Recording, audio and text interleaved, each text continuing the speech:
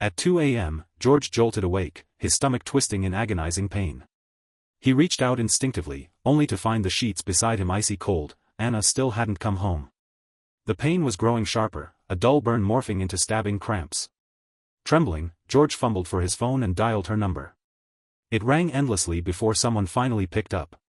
Before George could say a word, a man's voice came through the speaker.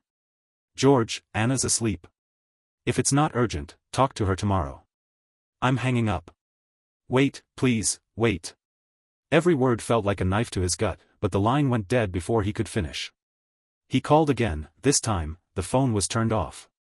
George gasped for air, sweat slick on his skin, his whole body shaking as a wave of helplessness crashed over him. Tears streamed down his face uncontrollably. He didn't want to die, not like this. He was only 26. He still had his parents. He still had Anna. He managed to dial 911, then crawled to the living room and unlocked the front door. The last thing he heard before everything went black was the sound of sirens wailing through the neighborhood. The doctors quickly diagnosed a perforated ulcer. Emergency surgery was the only option.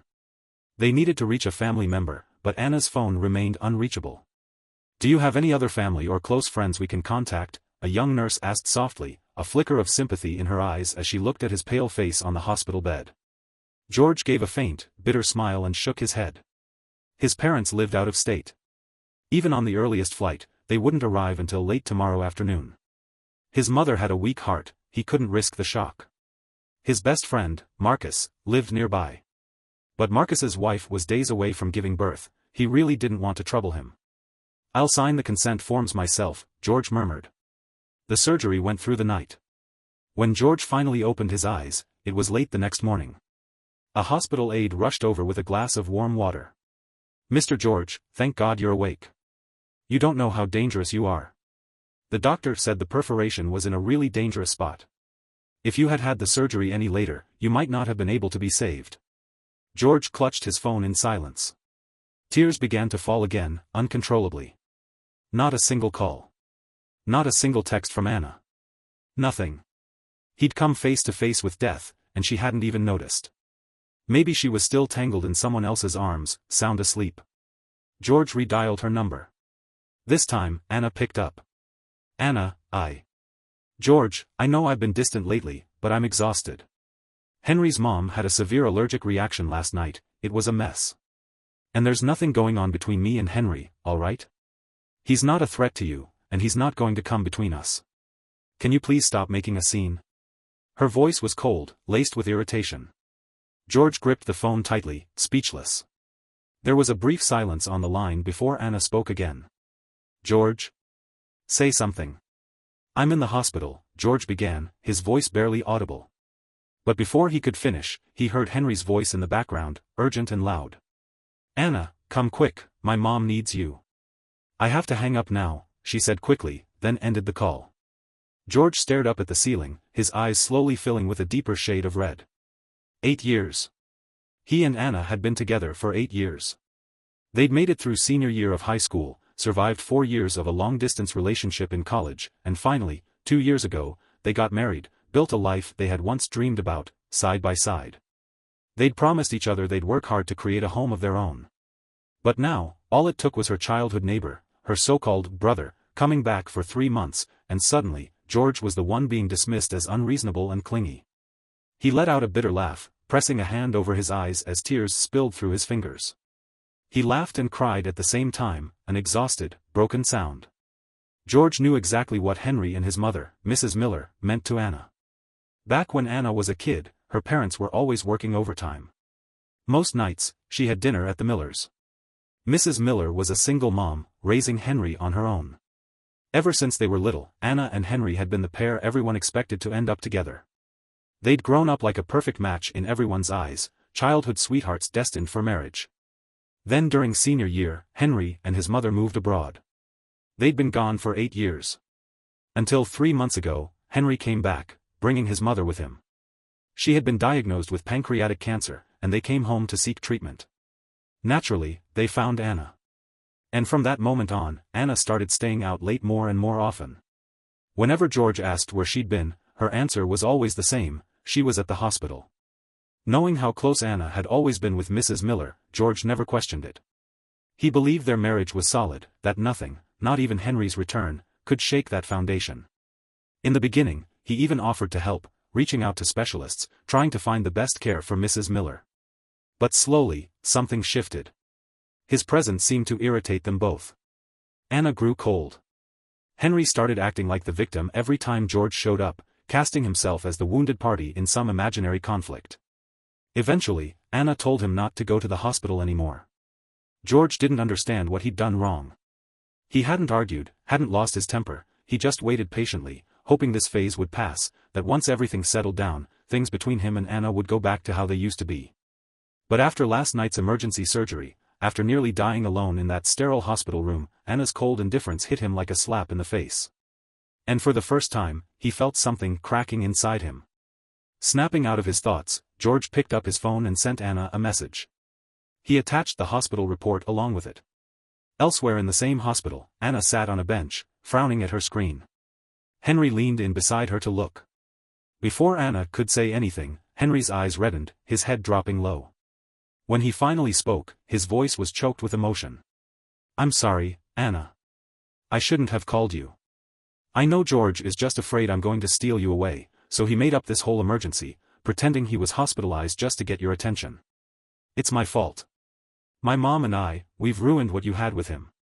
I'm really sorry." For a split second, Anna felt a flicker of anxiety. But the moment passed. She thought about it, over the past 3 months, she'd barely been home. With Mrs. Miller's condition worsening, her time had been consumed by hospital visits. She and George hadn't even shared a bed in weeks. And she knew George. He'd always been in good health. No chronic issues, no major concerns. So this?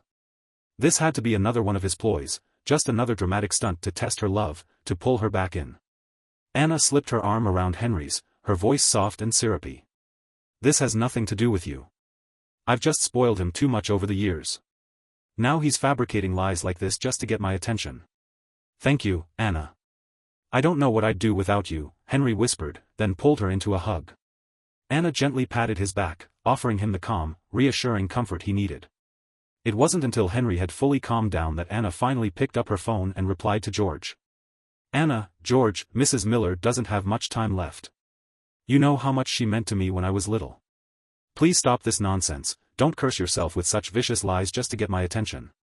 Once things settle down, I promise I'll be there for you. When disappointment happens too many times, the final one isn't just another blow, it's the end of the story." George read her message and let out a cold, bitter laugh. He typed a single word in response. "Okay." Then, quietly, he made up his mind.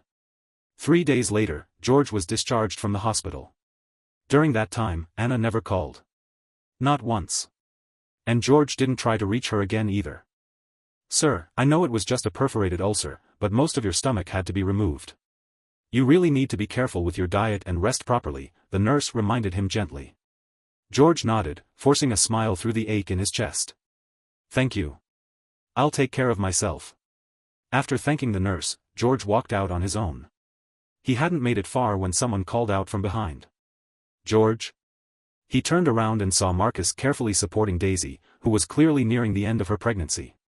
"What are you doing here?" "You look awful," Marcus said, frowning with concern. "Perforated ulcer.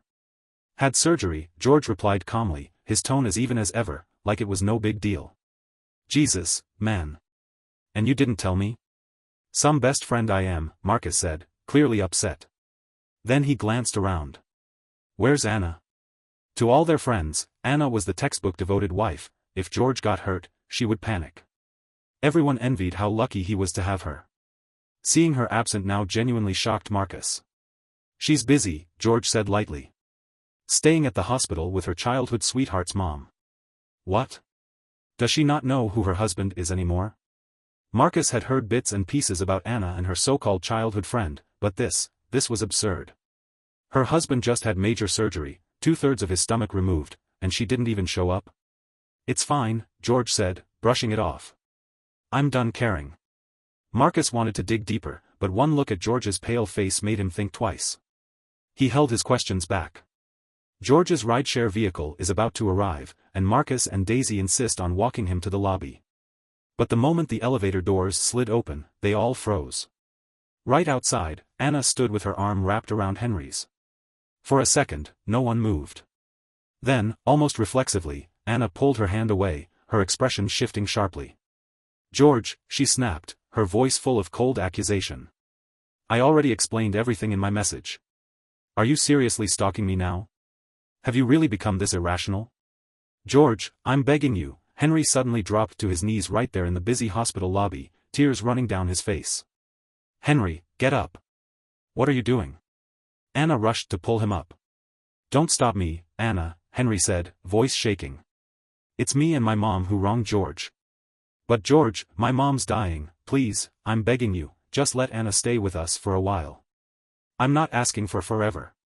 Then he bent forward again, trying to bow his head to the ground. Anna couldn't stop him. Frustrated and embarrassed, she turned on George instead. "George, neither Henry nor Mrs. Miller ever did anything to hurt you.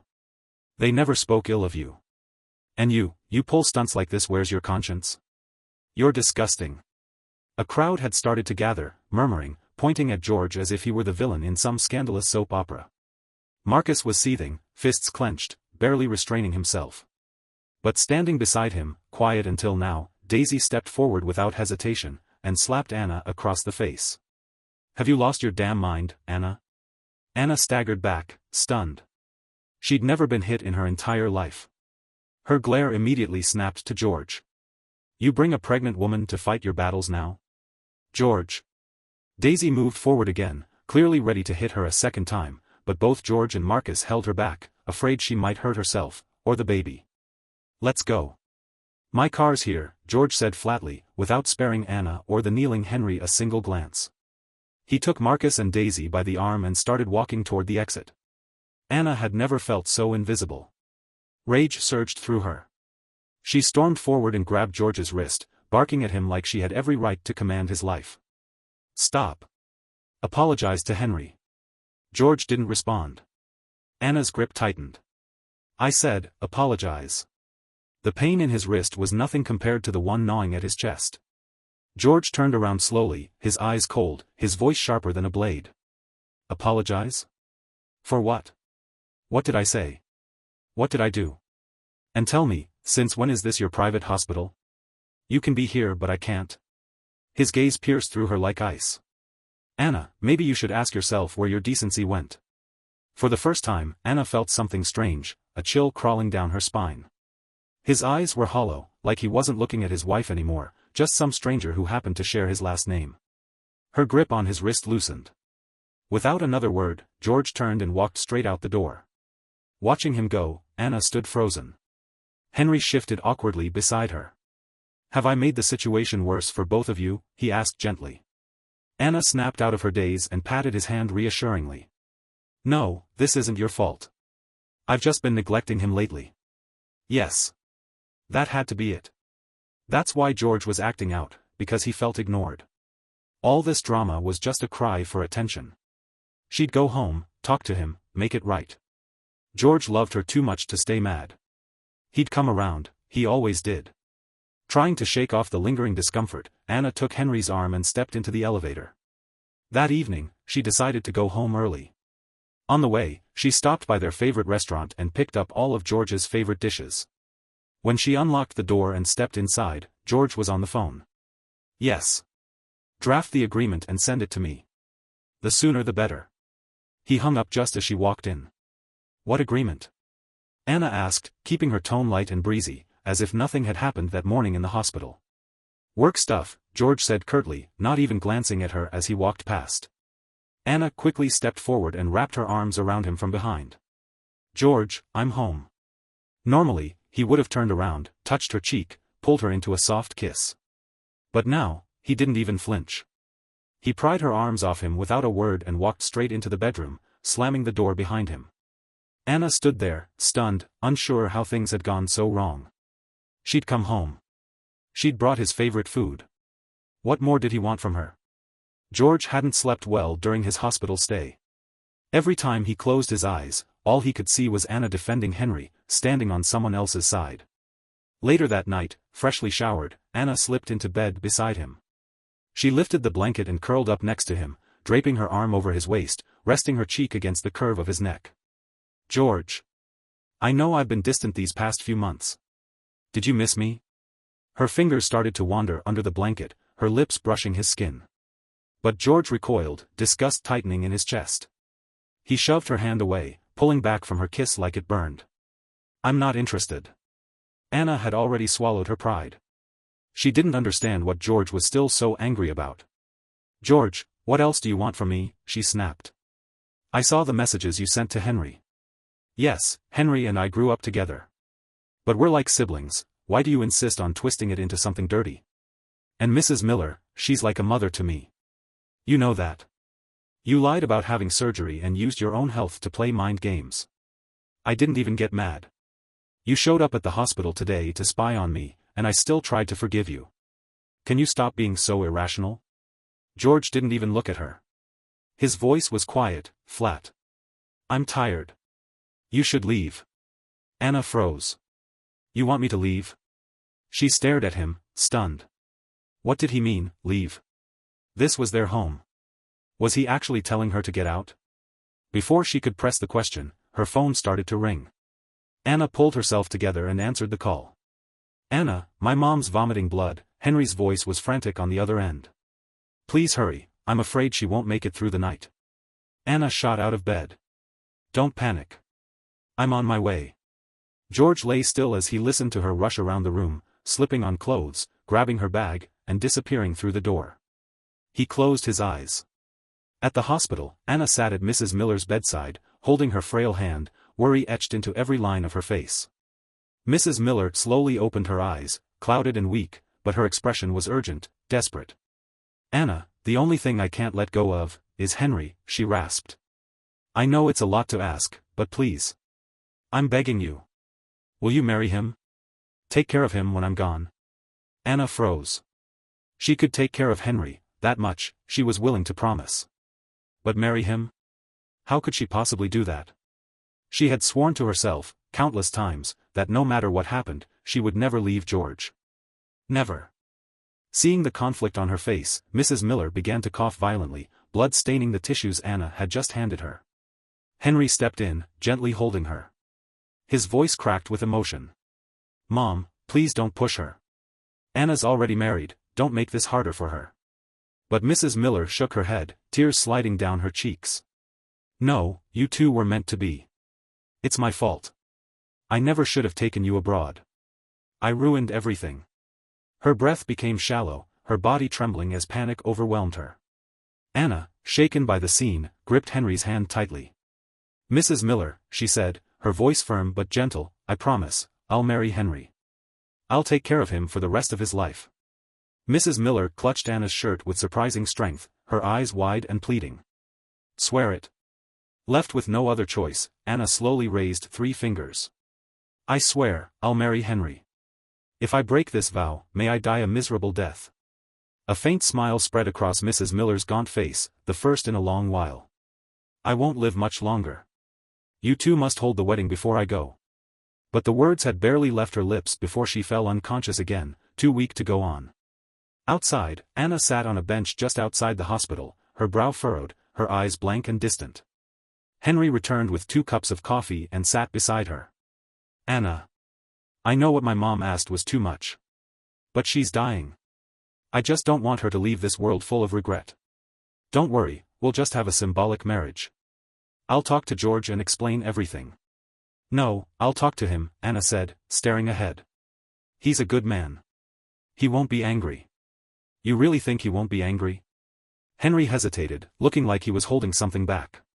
"What? What is it? Did he text you again?"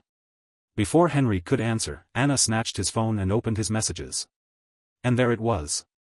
"George, Henry, you worthless piece of shit. Why isn't your mother dead yet?"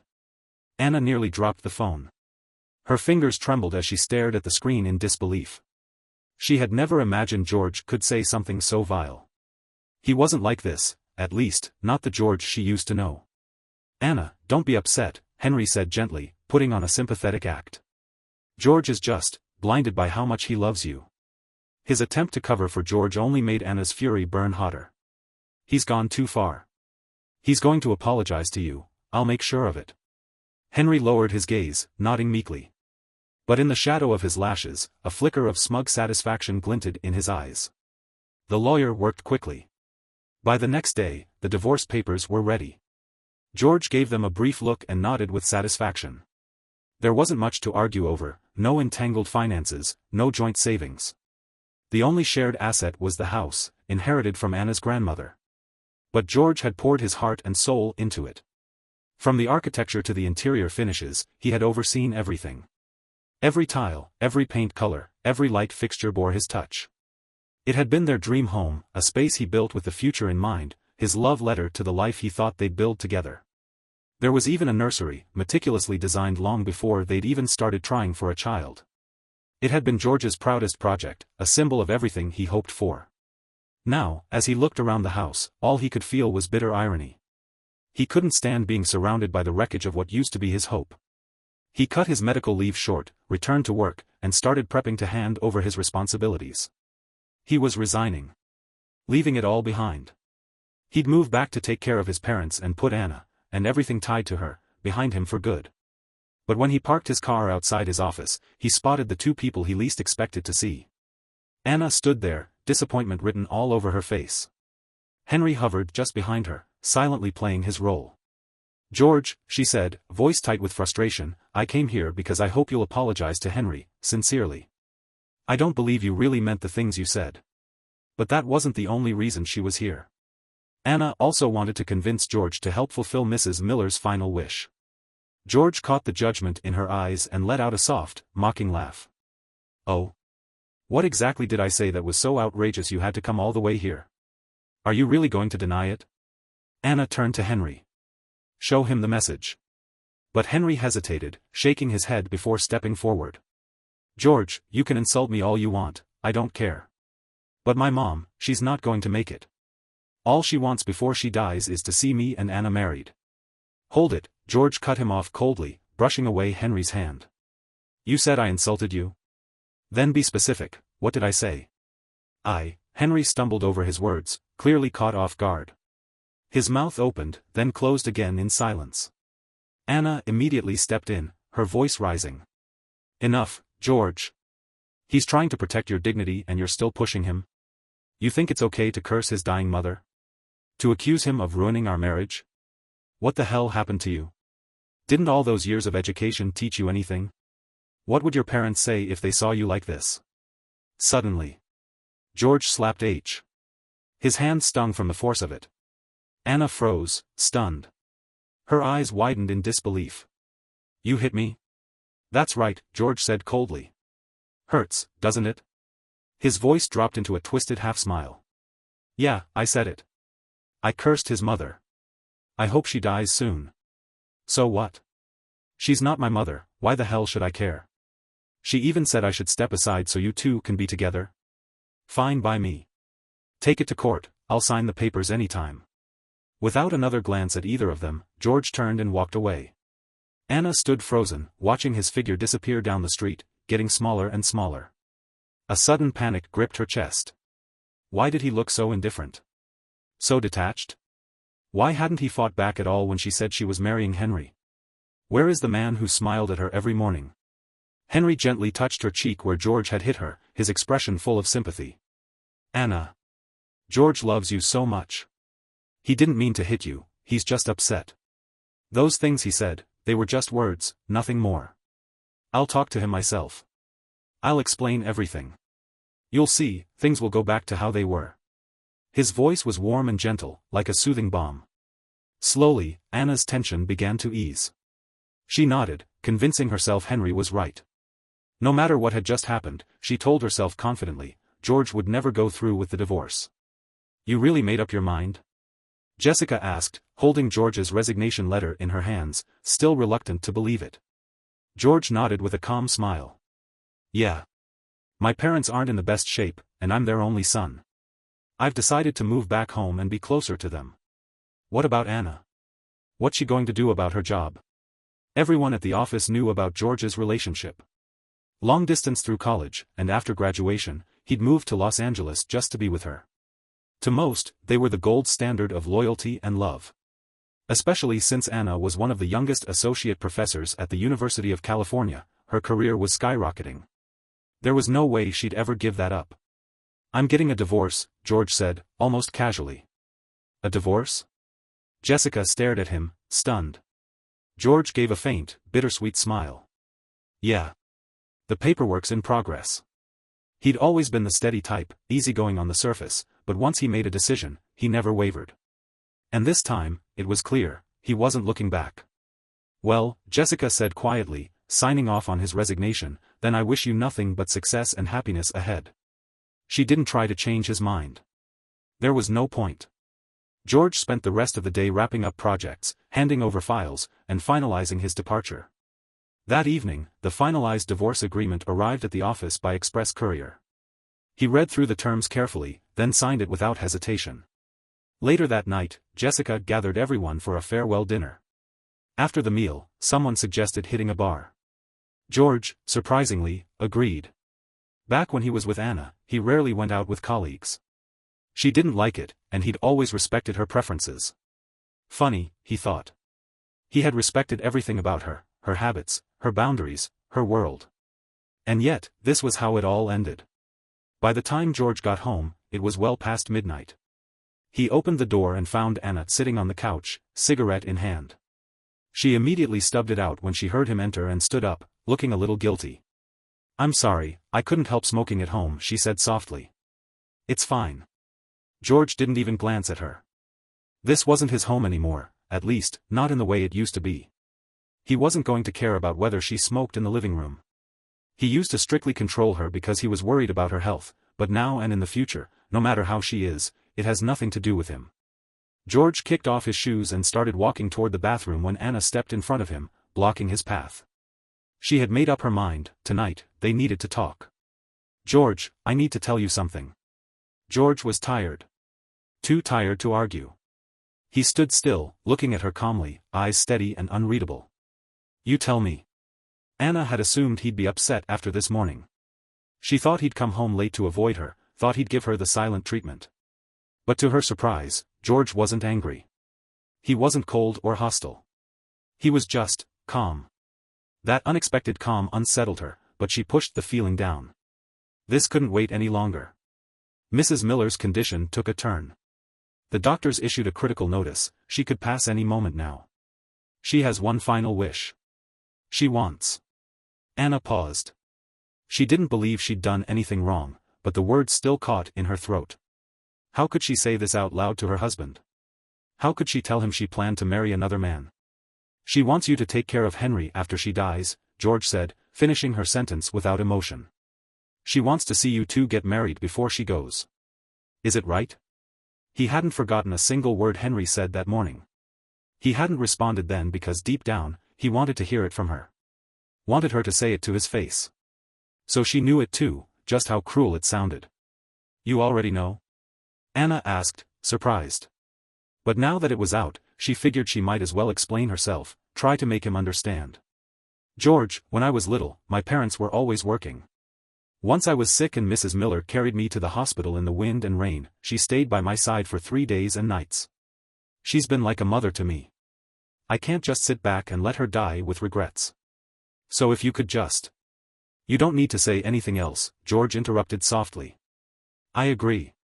He even smiled. That smile sent a wave of relief through Anna's chest. The heaviness in her heart suddenly felt a little lighter. Beaming, she threw herself into his arms and held him tightly. "I knew it," she whispered. "I knew you'd understand. You've always been the most thoughtful, most generous man. Oh, and George, this marriage with Henry, it's not real. It's just a ceremony to make Mrs. Miller feel at peace.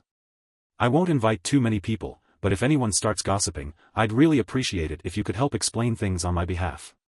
Anna didn't come home for the next 3 days. George quietly packed up all his belongings and had them shipped back to his family's home. After hesitating for a long time, he finally picked up the phone and called his mother. "Mom. I'll be coming home in a few days." "You're taking some time off," his mother said, delighted. "Will Anna come back with you?" George forced a smile she couldn't see. How's everything going with the baby planning? She continued brightly. You know, the neighbor downstairs won't stop bragging about her granddaughter, says she's the cutest thing ever. With a daughter-in-law as pretty as Anna and a son as handsome as you, your baby will be way better looking than that little girl. She kept chatting away, as she always did, warm, full of hope, full of love.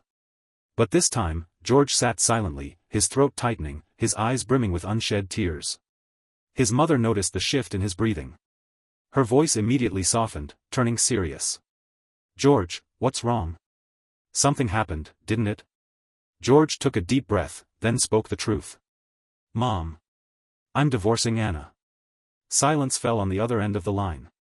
It took a long moment before his mother finally spoke again, her voice gentle, steady. Then come home. Just tell me what you want to eat, I'll cook whatever you like. Okay. George could barely hold it together. He mumbled something about having work to finish and quickly ended the call. Then he slumped against the couch, eyes fixed on the wedding photo hanging on the wall, him and Anna, smiling in white. Now, that smile only reflected cold bitterness. See, Anna? Even without you, there are still people in this world who love me unconditionally. Just then, his phone buzzed, a notification from social media pulled him out of his thoughts. It was a photo sent by Henry. A wedding portrait. Anna was resting gently against Henry's shoulder, the picture-perfect bride. George looked up again at his own wedding photo, and a bitter smile curled on his lips. 8 years of love, reduced to nothing but a cruel joke. Another buzz. Henry, George, Anna and I are getting married tomorrow. We were going to invite you, but Mom's not feeling well, she doesn't want you there. We'll grab dinner with you afterward to celebrate. Such a clumsy display of mockery and pride. George scoffed and typed back just one sentence, congratulations. Then he blocked Henry's number without a second thought. Without hesitation, George picked up the phone again, this time, to call a demolition contractor he'd worked with before. Everything in this house had once represented love and dreams. If he was leaving, there was no point in leaving any of it behind. The next day, the wedding ceremony took place. It was filled with Henry's relatives and friends, people George didn't know and had no interest in knowing. Anna scanned the crowd again and again, searching for George. But from the beginning till the end of the ceremony, she never saw George again. That evening, after escorting Mrs. Miller back to the hospital, Anna decided to return home. Henry insisted on coming with her. He said he wanted to thank George in person. Anna didn't see the harm. She believed she and Henry were clean, nothing inappropriate between them, nothing to hide. But the moment she opened the front door, her entire body went cold. The house was empty. Every piece of furniture, every fixture, every trace of decoration was gone. The walls and floors had been stripped down to raw concrete, cold, gray, lifeless. Only a few large cardboard boxes remained, stacked neatly in the center of the living room, filled with Anna's personal belongings. Stunned, Henry stood frozen behind her. Anna walked forward, her hands trembling as she reached for the manila envelope sitting on top of the boxes. She opened it. Inside were the divorce papers, already signed by George. Along with them, she found his post-surgery medical records, test reports, and discharge notes from the hospital. All the truth, laid bare in black and white. Anna flipped through the medical file page by page. Patient arrived in critical condition, severe shock. Unable to reach family. Patient signed surgical consent form independently. Surgery lasted 3 hours. She could read every word, but somehow they all felt foreign, heavy, suffocating. She read it over and over again. Then, as if it had burned her fingers, she shoved the thick file back onto the box. No, this isn't real. It's not real. George is just trying to scare me. A surgery like that, there's no way I wouldn't have known. He's just mad at me. That's all. He loves me too much. There's no way he'd actually divorce me. Anna shook her head, clinging to the illusion that this was all just a bad dream, a delusion she could wake from. But when she walked through the house, there wasn't a bed, not even a single chair left behind. Nothing to wake up to. Nothing to anchor her. Why would he do this? Her voice cracked. She grabbed Henry by the shoulders, eyes red, hands trembling. Tell me this isn't real. Tell me. Henry hadn't expected George to be this ruthless. But secretly, he was pleased. George had done all the hard work for him. Anna, just calm down, he said gently. Maybe try calling him. He's clearly unstable, what if something happens? Yes, you're right. She nodded frantically, clinging to that thread of hope, and started dialing George's number. The number you have dialed is currently unavailable. She tried again. And again. She opened her messaging app and sent a text, but the system told her she'd been blocked. Meanwhile, George's plane touched down at his hometown airport. He pushed his suitcase through the arrivals terminal and spotted his parents waiting just outside. George. Over here. His mom was waving excitedly, his dad holding up a makeshift sign with George's name scribbled in thick marker. Seeing their faces, beaming with joy, made George smile, too. But somewhere in the smile, the tears slipped free. He rushed forward and pulled them both into a tight hug. And in that moment, everything he'd bottled up for months, the pain, the humiliation, the loneliness, poured out of him in silence. For the first time in a long while, he didn't feel like someone's second choice. He was home. And he was loved. On the drive back, Anna finally got through, this time to George's mother. George reached over and took the phone from her hand. He glanced at the screen, sighed, then pressed, accept. Mom, I can't reach George, Anna's voice came through in a panic. Has he contacted you? George gently patted his mother's hand, signaling her not to worry. Then he spoke, his tone cold and calm. Just sign the divorce papers. Keep the house, I don't want it. The renovations were mine, so I took what was mine. And whatever happens between you and me has nothing to do with my parents. Their health isn't great, so please don't involve them anymore. That's it. Wait, George, just listen. Please don't hang up yet. George didn't say anything, but he stayed on the line. He was curious. What more could she possibly say now? Anna hesitated, trying to collect herself. Then she began slowly, deliberately, each word sounding like it had been carefully rehearsed. George, divorce isn't a decision you make on a whim. It's not something you can just declare and walk away from. We've been together for 8 years. I've always thought you were the calm one, the rational one. But this time, you've acted like a lunatic. You destroyed our entire home. Is it because of the wedding ceremony with Henry? I already explained, it's fake. It's only for Mrs. Miller's sake. Why can't you be just a little more understanding? And about that surgery, your physical exams were always normal. If those records are even real, then you must have been hiding it from me all along. Lying to me. And that pregnant woman at the hospital, she jumped to defend you in front of her own husband. Don't tell me you haven't done something behind my back. Anna's voice cracked toward the end, teetering between anger and desperation. But George remained silent, unreadable. The moment the words left her mouth, Anna regretted them. But her anger had taken over, she couldn't understand anything George had done. Say something, she shouted. Argue with me. There's nothing left to say, George replied calmly. Think whatever you want. But like I said, just sign the papers. When the time comes, I'll show up to finalize the divorce. And with that, he hung up. Anna redialed immediately, but his number was no longer reachable. Standing in the middle of the hollow, stripped bare house, Anna felt her heart go equally empty. She had loved him deeply. And now all he'd left her with was a name at the bottom of a divorce agreement. Her hands shook as she tore the papers to pieces. She didn't even look at Henry, she simply turned and walked out of the house they used to share. Henry stayed behind, slowly taking in the gutted space. Honestly, he'd always liked the way the house was decorated before. It was a shame George had destroyed it. But, out with the old, in with the new. Once he and Anna made it official, he'd just redesign the place, make it even better than before. After dinner, George returned home with his parents. Despite all the years he'd been away, his childhood room was exactly the same. His parents hadn't pried, though they could tell, he wouldn't have come back if his heart hadn't been completely broken. They wanted to ask what happened, but they held back. His mother gently touched his face, her eyes brimming with worry. You've lost so much weight. You look exhausted. Tomorrow your dad's making your favorite dishes. Anything Dad cooks, I'll eat, George replied, playing along with a small smile. They stayed up late talking, laughing, just enjoying being together again. For the first time in months, George felt a sense of peace. But lying in bed that night, the ache in his chest returned the moment he thought of Anna. After tossing and turning, he finally got up and pulled an old photo album from the bookshelf. On the first page was a photo of Anna, taken in high school, on a tennis court. Even after 8 years, George could still remember the exact moment he met her. Back then, his parents were leaving for a year-long academic exchange abroad, so George was sent to stay with his aunt in Los Angeles. He didn't transfer schools, he was just there temporarily to finish his senior year. He was an art student, always carrying a camera wherever he went. On his first day at the new school, he spotted her, Anna, playing tennis on the court. She had her hair in a high ponytail, her bangs damp with sweat, bouncing with each stride she took. She was all motion and light, radiant, confident, impossible to ignore.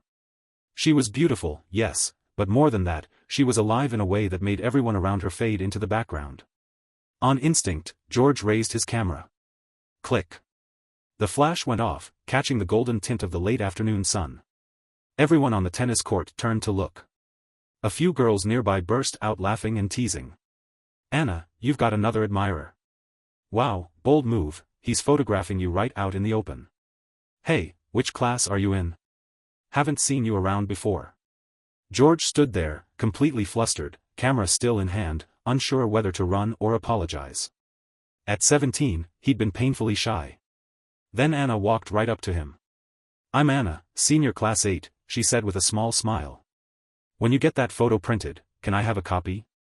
And in that moment, with the sun casting a soft glow around her figure, George's world shifted. She didn't have to do anything, just standing there, she stirred something deep in him. Years later, George once asked her why she came over that day.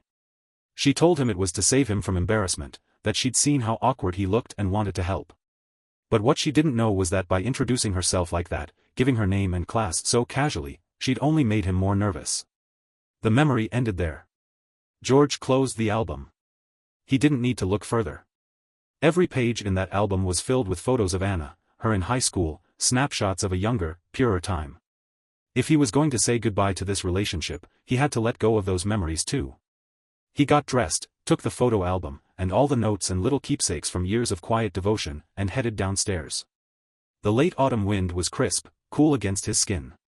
Without a second thought, George tossed everything into the garbage bin. Anna tossed and turned all night in the hotel bed, caught in a string of relentless nightmares. In her dream, George was gone, vanished into thin air. She searched everywhere, frantic, calling his name over and over, but she couldn't find him. No matter how hard she ran, he stayed out of reach. She woke up in a cold sweat, gasping. But even in the quiet morning light, the nightmare hadn't ended. She sat up slowly, lit a cigarette, and leaned back against the headboard. Pale blue daylight leaked through the gap in the curtains, mixing with the curling smoke. It created an atmosphere thick with melancholy, hazy, heavy, and suffocating. Anna stared blankly at the ceiling, trying to make sense of how everything had spiraled so far out of control. But where did it all begin? Maybe it was 8 years ago, when Mrs. Miller took Henry overseas. Anna and Henry had grown up together. Naturally, she didn't want him to leave. She even asked him if he'd consider staying. But Henry had been eager for the world outside, fascinated by everything new and foreign. He'd left without hesitation. That time left Anna in a dark place. She spiraled, drifted, until she met George, the transfer student. He was kind, gentle, effortlessly charming. His smile was soft, his voice always warm. The more they talked, the closer they grew. There was always something unspoken between them, something electric, just beneath the surface. Still, everyone was laser-focused on college entrance exams, and neither of them dared to acknowledge the tension. Their glances lingered, their conversations lasted too long, but they never crossed the line. Then the scores came in. Anna ranked first in the entire city. Before deciding which college to attend, she traveled to George's city. It was pouring that day. She stood outside his apartment soaked to the bone, eyes locked on him with a kind of fierce certainty. "George, could you handle a long-distance relationship?" When George had returned to his hometown after his exchange year in Los Angeles, he'd assumed his quiet first love would fade away, left in the past. He never expected Anna to come looking for him. So when he saw her standing there, dripping wet, eyes blazing, every hesitation in his heart melted. I can accept a long-distance relationship. Then be my boyfriend, George. I like you." That night, Anna finally held the boy she'd loved in silence. And in her heart, she made a promise: so long as George never betrayed her, she would love him forever. Years passed.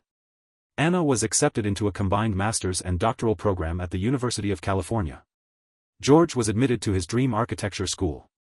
They were 2,000 miles apart, north and south, chasing separate futures. During those 4 years, their travel stubs, airfare, train tickets, stacked into a thick pile. And when they finally graduated, George moved to be with her without a second thought. Everyone around them believed they were the real deal, that they would turn their teenage love into a lifelong fairy tale. But somehow, they'd still lost each other. Anna buried her face in her hands, her temples pulsing with pain. She couldn't figure it out. She didn't know where she went wrong, didn't understand how George could just walk away from her so easily. Across the miles, George was waking up naturally to the warm sunlight filtering into his childhood bedroom. Downstairs, his father had made soup, thick, fragrant, comforting. George took a sip, the warmth spreading through his chest. Only after he'd finished eating did his mother speak, her voice cautious but full of concern. "George, what really happened between you and Anna? Are you really set on ending the marriage?" She knew how hard George had loved Anna. She knew how much he'd sacrificed. That kind of bond didn't break easily. George put down his spoon and looked at her seriously. "Mom," he said quietly, "I used to believe our love was pure. That it was something solid, something special. But now I know I was never the only answer in her heart. She might still love me, but her love isn't clean anymore. I don't want it." George's mother knew her son well. When he let go of something, he truly let go. There was no going back. She reached up and gently stroked his hair but didn't say anything more. Still, deep down, she couldn't help but feel it was such a pity. 8 years. Her son had poured more than just time into that relationship. He had given his youth, his purest, fiercest love. At the hospital, Henry sat by his mother's bedside, a deep scowl etched on his face. "Mom, even though George is out of the picture, I don't think Anna's really let go. You have to help me again." Mrs. Miller's clouded eyes shifted weakly toward him. She couldn't see Henry's expression clearly, but her voice was faint and tired. "Henry, if Anna truly loved you, she wouldn't have married George in the first place. You need to let this go." "Let go?" Henry's voice suddenly rose, sharp and bitter. "If you hadn't taken me abroad, Anna and I would have been married long ago. All of this, everything, is your fault. I don't care how you do it," he continued, voice now low and menacing, "you'd better find a way to make Anna marry me legally, not just some meaningless ceremony. Even if it means threatening her with your life." "Henry," she whispered. "Mom," he said again, changing his tone, feigning softness. "You're dying anyway. What difference do a few days make? If you're willing to push a little harder, Anna will give in. She'll leave George, she'll marry me. You just have to push." He reached over and placed a fruit knife in her hand. Not long after, Anna entered the room, looking tired but still warm with concern. "Mrs. Miller, how are you feeling today?" she asked gently, sitting down at the bedside. Mrs. Miller looked at her, this girl she had cared for like her own daughter. She knew, deep in her heart, Anna didn't love Henry. But what choice did she have? Henry was her only son. If she could use her final days to fulfill his wish, wasn't that worth something? "Anna," she began softly, "I know this wedding ceremony with Henry, it was just for my sake. You haven't even divorced George yet." Anna had come intending to tell her she'd be leaving Los Angeles for a few days. But she hadn't even gotten a word out before Mrs. Miller brought it up again. "Mrs. Miller," Anna said, her voice carefully measured, "you don't have to worry. I'll take good care of Henry. You have my word." "No," Mrs. Miller said, suddenly agitated. "I don't believe you. You're just saying what I want to hear. You know what I've done for you, Anna. I've never asked for anything in return. But now I'm asking. I want you and Henry to be husband and wife, legally. If you can't do that, then I'll die right here, right now." Before Anna could react, Mrs. Miller suddenly pulled the fruit knife from beneath the covers, pressing it toward her own throat. Anna lunged forward instinctively, grabbing the blade with her bare hand. "Mrs. Miller. What the hell are you doing?" For the first time ever, Anna raised her voice at the woman who had helped raise her, who had once felt like a second mother. In her panic, she'd gripped the blade tightly, and the sharp edge sliced clean through her palm. Blood dripped steadily onto the crisp white sheets. Mrs. Miller was shaken. She immediately dropped the knife, guilt flickering across her tired eyes. Anna set the knife aside, her voice hollow and raw. "Please rest. I won't be able to visit for a few days, I have some things to take care of." Without another word, she turned and walked out of the room. From the hallway, Henry, who had been eavesdropping the entire time, watched her go, a mix of rage and frustration boiling beneath his skin. His jaw clenched. He swore to himself, I won't let her get back together with George. Never. That same day, Anna boarded a flight to George's hometown. She'd always said she would visit his parents, stay with them for a while. But between work and excuses, it had never happened. Not even once since they got married had she stepped foot in his family's home. Now, returning to his city, walking through streets George had once walked alone, she suddenly realized just how much she had taken for granted. She visited a few shops, bought gifts for his parents, and by dusk, she stood at their door, nervous, regretful, and hoping it wasn't too late. Then, with a deep breath, Anna raised her hand and knocked. It was George's father who opened the door. The moment he saw Anna standing outside, his expression remained calm, almost as if he had expected her. Anna. Come in, he said. George's father had always liked her. She was well educated, had a solid career, and looked the part. She and his son had seemed like a perfect match. If there was still any chance for reconciliation, he was willing to leave that door open. But whether George would change his mind, that was up to Anna and her own ability to earn it back. Hearing voices from the entryway, George stepped out of his room. Seeing Anna again didn't stir much emotion in him. As far as he was concerned, her arrival wasn't a surprise at all. He'd expected it. And yet, when Anna saw him, his complexion looking better, his spirit noticeably calmer, her heart, which had been twisted in anxiety for days, finally eased a little. She smiled, soft and familiar, the warmth in her eyes reminiscent of the love they once shared. George. I'm here. Can we talk? She asked gently. Sure. Give me a minute. Let's talk outside. He hadn't said no, that alone gave Anna hope. On the flight here, she had rehearsed everything she wanted to say, all her apologies. Their love was too deep, too real, if she could just speak from the heart, she believed George would forgive her. After saying goodbye to George's father, the two walked out into the crisp late autumn evening. His hometown was up north, and the streets were scattered with golden leaves swirling in the wind. They walked side by side in silence, neither speaking at first. The only sound was the wind rustling through the trees. Eventually, they reached a small plaza nearby and sat on one of the benches, watching children playing in the distance, their laughter echoing through the square. Do you remember this place? George asked quietly. I remember, Anna said softly. Of course she remembered. They were still in their first year of college. She'd missed him so much she bought a last-minute ticket and flew to see him. Her flight had been delayed, and by the time she landed, it was already the first day of the new year. They'd come to this very plaza that night, lit fireworks together, and under the bursts of color in the sky, they'd made a promise, that every new year from then on, they'd be together.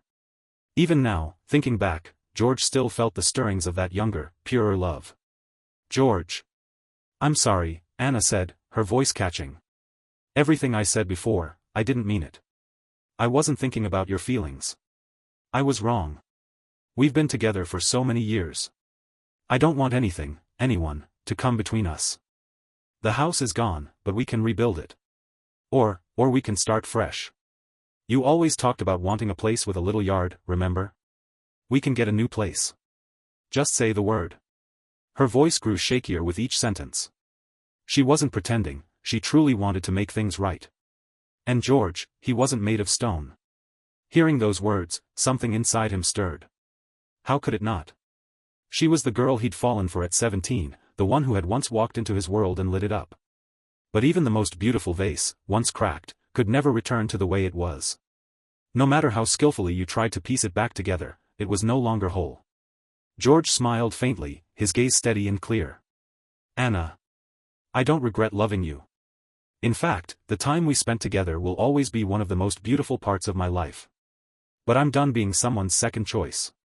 I deserve more than that. Before he could finish, Anna suddenly stood up. There's a little stand over there. I'll get us something to drink, okay? Stay here and wait for me. She didn't give him a chance to reply, just turned and walked away quickly. George watched her retreating figure, and his heart ached. It was hard, saying goodbye to someone you once loved with everything you had.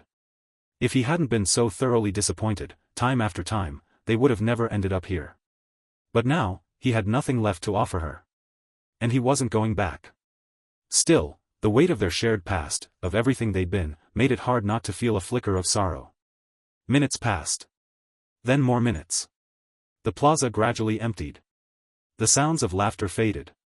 The last of the autumn leaves blew across the pavement. But Anna didn't return. George sat there, staring at the empty path where she disappeared, and then, unexpectedly, he laughed. What was there to regret? In the end, he had always been the one left waiting. Always the one never chosen. George stood, brushed off his coat, and walked away. Anna was standing at the water stand when her phone rang. It was Henry, his voice choked with sobs, barely coherent. Anna, it's Mom, she just killed herself at the hospital. The bottle slipped slightly in her hand. She froze, unsure what to do. What was she supposed to say? That she couldn't stay, that she had to rush back to Los Angeles to plan a funeral? Was she supposed to walk up to George, who was sitting on that bench waiting for her, and tell him she was leaving again? Would Mrs. Miller still be alive if she hadn't come to see George today? If she had stayed by her bedside, would the woman who'd once raised her still be breathing now? A wave of guilt and panic tore through her. It was as if her heart was being torn in two. Slowly, Anna set the water bottle back on the stand. She turned her head toward George, who was still waiting patiently in the distance. For one last second, she looked at him. Then she turned and walked away. She didn't know how to explain it. She didn't even know how to face herself. That night, Anna rushed back to Los Angeles. Mrs. Miller's body still lay in the hospital morgue. Henry stood by, eyes bloodshot, barely holding it together. Why, he said, voice hollow. Why couldn't you have just lied to her? Why did you have to crush her like that? You knew she didn't have much time left. His accusations hit harder than any slap. Anna stood in silence, unable to respond. Guilt crushed her chest like a cold, heavy fist. She could barely breathe. She wrote you a letter before she died, Henry said, pushing a crumpled piece of paper into her hands. She didn't even die in peace. And then, just like that, Henry's legs buckled and he collapsed. The next 3 days passed in a blur. Anna didn't know how she got through them. She never gathered the courage to open Mrs. Miller's letter. It sat there, untouched, just the sight of it made her stomach churn. After helping Henry through the funeral arrangements, Anna returned to the empty apartment alone. She curled up on the bare mattress she'd recently bought, arms wrapped around herself, the silence pressing in on all sides. She missed George so badly it hurt.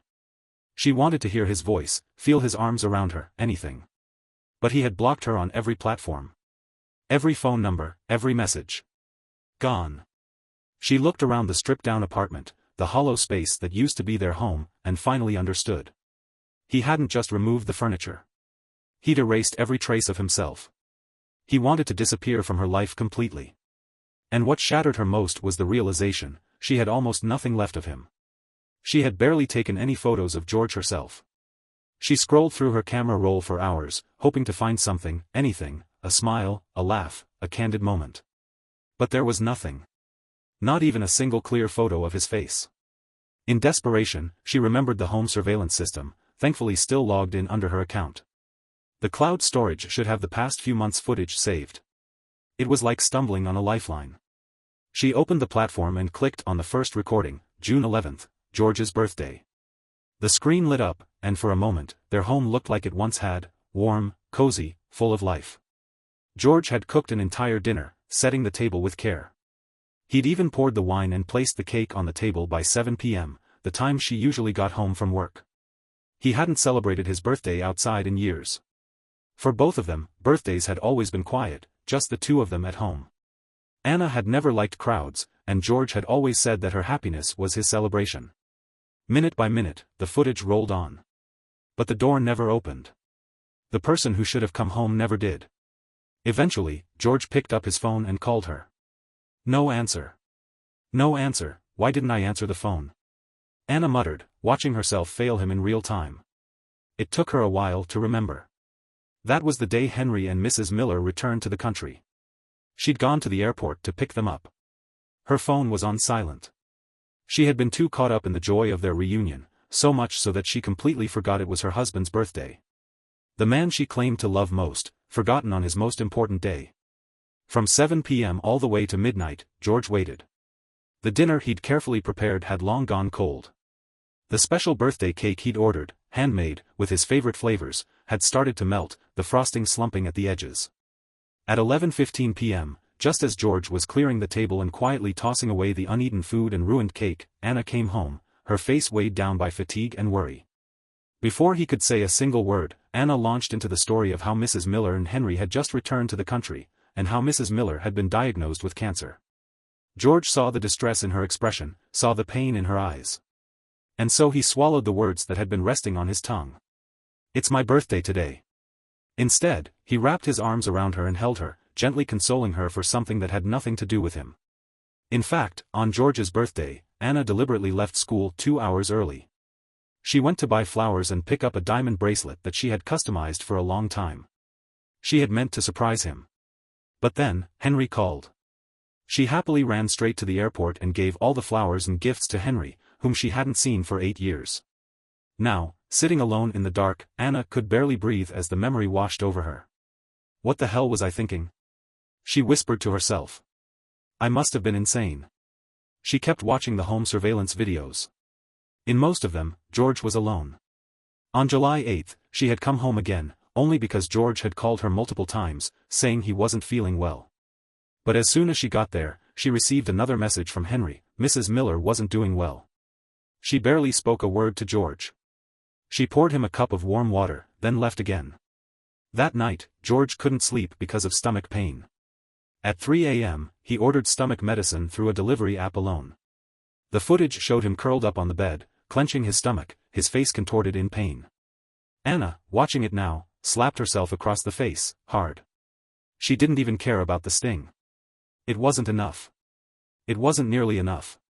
As if punishing herself, she stayed awake, watching hours of footage, every stormy night, every moment he sat alone with no one beside him, every night his body ached and his heart sank, and she wasn't there. She kept hoping she'd find some evidence that she hadn't completely failed him. But all she found was another gut-punching clip from a month and a half ago. She'd come home drunk that night, devastated after hearing the doctor say there was nothing more they could do for Mrs. Miller. She had stumbled in, sobbing, wrapped herself around George like a child, and insisted he drink with her. George, racked with stomach pain, tried to resist, but she pushed and pushed until he gave in. He ended up vomiting blood that night. And the next morning, she remembered none of it. That clip was followed by another, one she tried to forget. She remembered that medical report, the surgery records. Cross-referencing the date, she found the footage from that night. 2 a.m. George woke up, drenched in sweat, clutching his abdomen. He picked up his phone and called her. But it wasn't her voice on the other end. It was Henry's. "George, Anna's asleep. Whatever it is, talk to her tomorrow. I'm hanging up." Anna remembered that night. She'd been at a hotel near the hospital, showering, her phone left on the table. She hadn't known Henry answered the call, hadn't known what he'd said to her husband. Then, dragging himself out of bed, he crawled to the living room and opened the door with the last ounce of strength he had, just so the paramedics could get in. So yes, the surgery had been real. The emergency had been real. And while he was clinging to life, begging for help, his wife had texted him accusing him of making up lies to get attention. Anna buried her face in her hands, her body shaking. The guilt washed over her like a tidal wave, merciless, unrelenting. She curled up on the mattress, tears blurring her vision. And for the first time, she fully understood. George didn't leave her because he stopped loving her. He leaves because he finally realizes that she never really chose him. He had been breaking quietly, silently, for months, and she had never noticed. Everything that was happening now, she deserved. Every ounce of pain, every second of emptiness, it was all her own doing. And there was no one else left to blame. A month later, George's design studio, Hearth and Haven Interiors, officially opened. Thanks to his reputation in the industry, business flowed in from day one. The non-stop work helped dull the sting of the past, kept his mind occupied. But deep down, he knew, until the divorce papers were officially signed, he wasn't truly free. That afternoon, as sunlight streamed through the tall studio windows, a woman stepped through the door. She was tall, easily over 5'7", elegant, sharp-featured, with a sleek bob and a black trench coat that exuded effortless style and authority. She was striking, poised and stunning. The new receptionist at the front desk couldn't tear her eyes away. George looked up, and stared, too. There was something oddly familiar about her face. He couldn't place it, but he was certain he'd seen her before. Mr. George? Ah, yes, that's me, he said quickly, realizing he'd been staring. He offered a polite, somewhat sheepish smile. Susie, can you bring us 2 coffees, he said, gesturing for the woman to take a seat in the lounge area. But before the coffee even arrived, she got straight to the point. Nice to meet you, Mr. George. I'm Selena, 27 years old, and I work in real estate. That one sentence made George's stomach twist. Oh God, please don't tell me she was that blind date. His relatives had been pestering him lately, trying to introduce him to someone new. But he wasn't even divorced yet. Miss Selena. I think there may have been a misunderstanding. I'm actually still in the middle of a... Before he could finish, Selena reached into her coat pocket and pulled out a set of architectural floor plans, laying them in front of him. You're still in the middle of what? Not working at Blue Nest Renovations anymore? But you've already gone independent and opened your own studio, haven't you? George blinked. He let out a soft, relieved laugh. He'd gotten it all wrong, she wasn't a blind date. She was a client. Thank God he hadn't said the rest of that sentence. Right. Nothing. Miss Selena, about this property.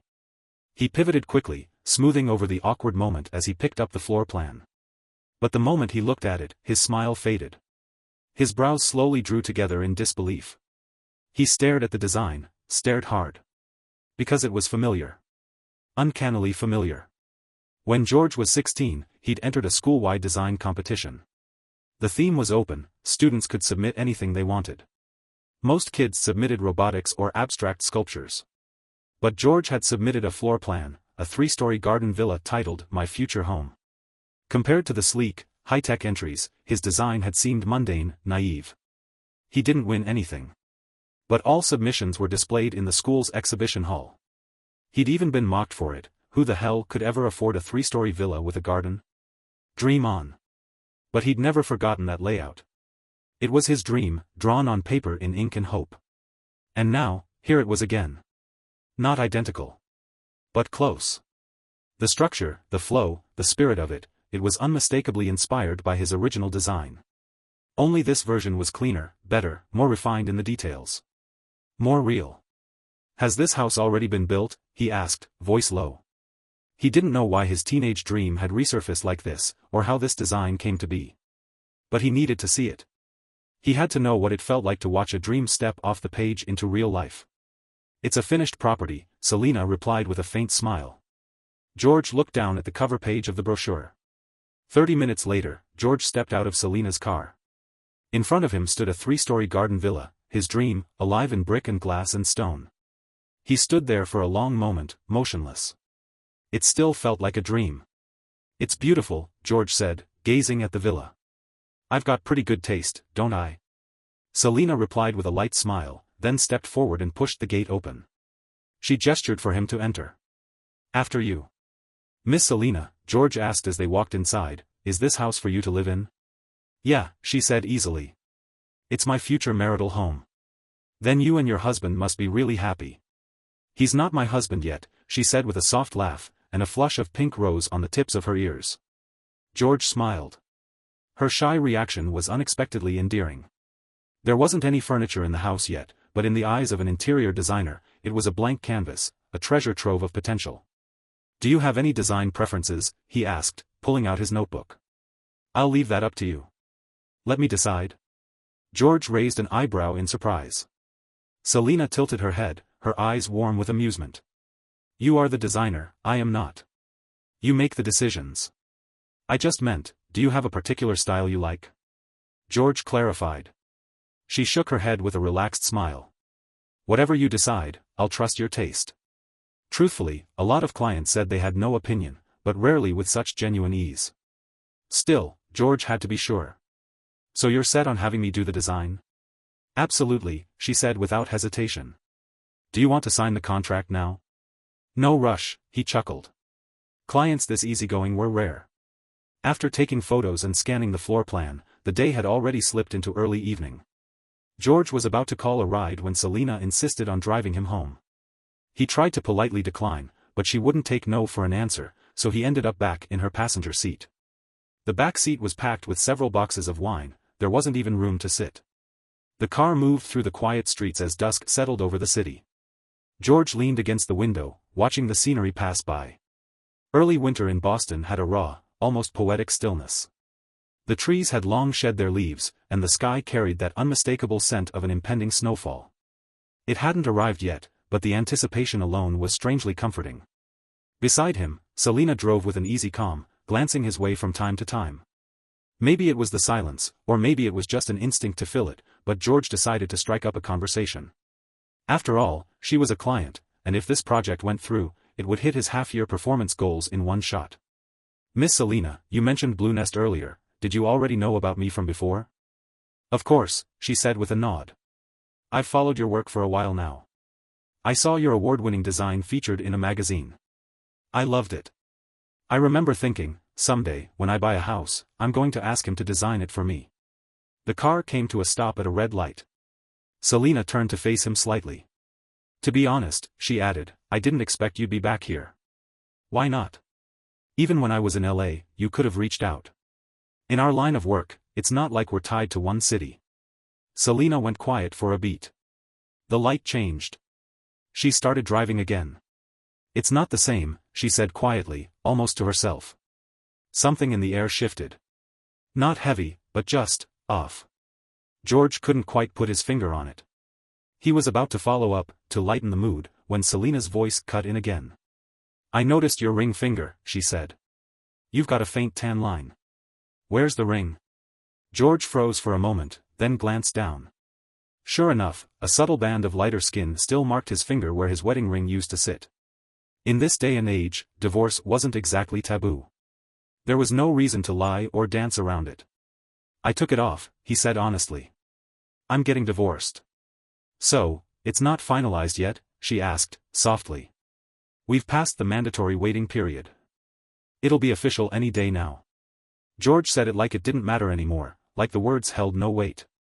But from the corner of his eye, he caught the flicker of something in Selena's gaze.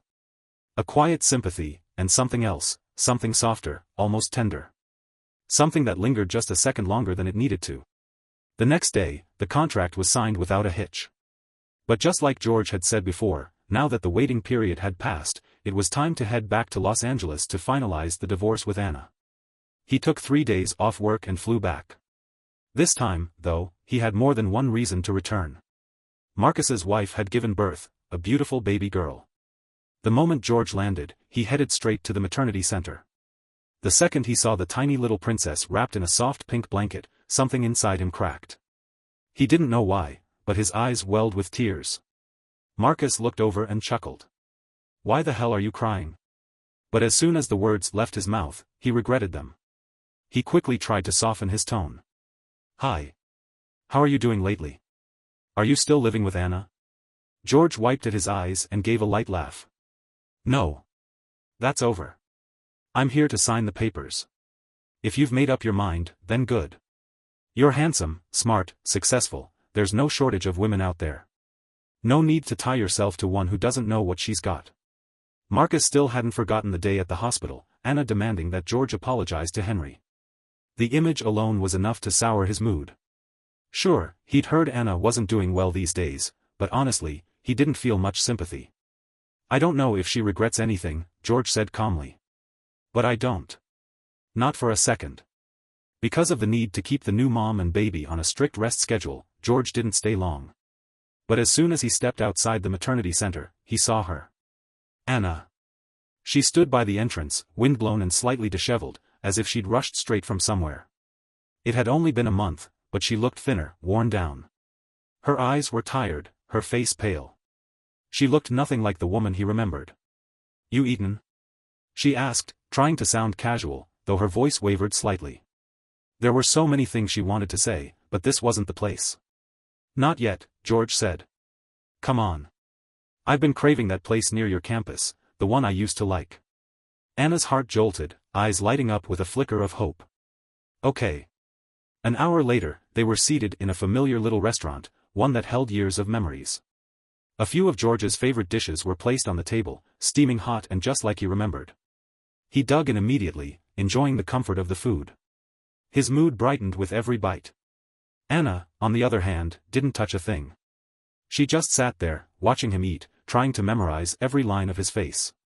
She had missed him more than she could put into words. "You're not eating?" "I'm not hungry." George paused briefly but didn't push her. Then, after a quiet moment, he spoke again. "Are you free tomorrow?" The question made Anna's heart sink. She already knew what was coming. "George. I shouldn't have disappeared like that last time. That was my fault," she said softly. "But I won't walk away from you again. Not ever." She knew what she had done, every mistake, every betrayal, every moment of absence. And she wasn't going to hide behind Mrs. Miller or Henry anymore. She'd lost too much already. And now, she was desperate not to lose him completely. George had been genuinely enjoying the food, until Anna spoke. The piece of steak on his fork never made it to his mouth. He set the fork down, wiped the corners of his lips with a napkin, then looked up, serious now, no trace of warmth in his eyes. "Anna," he said calmly, "it doesn't matter who was right or wrong anymore. The day I left Los Angeles, I'd already decided, I wasn't coming back. And you should move forward, too." "I don't want to move forward, George." Her voice cracked as she reached out and grabbed his hand, her grip tightening. "We've been together 8 years. I really love you. You can't just throw everything away because I made a mistake, because I slipped up for a moment." "Yes, I was wrong," her voice trembled, emotions boiling to the surface. "But I swear, I never cheated on you. I never stopped loving you. Why can't we fix this?" Her voice caught in her throat. Her eyes welled with tears.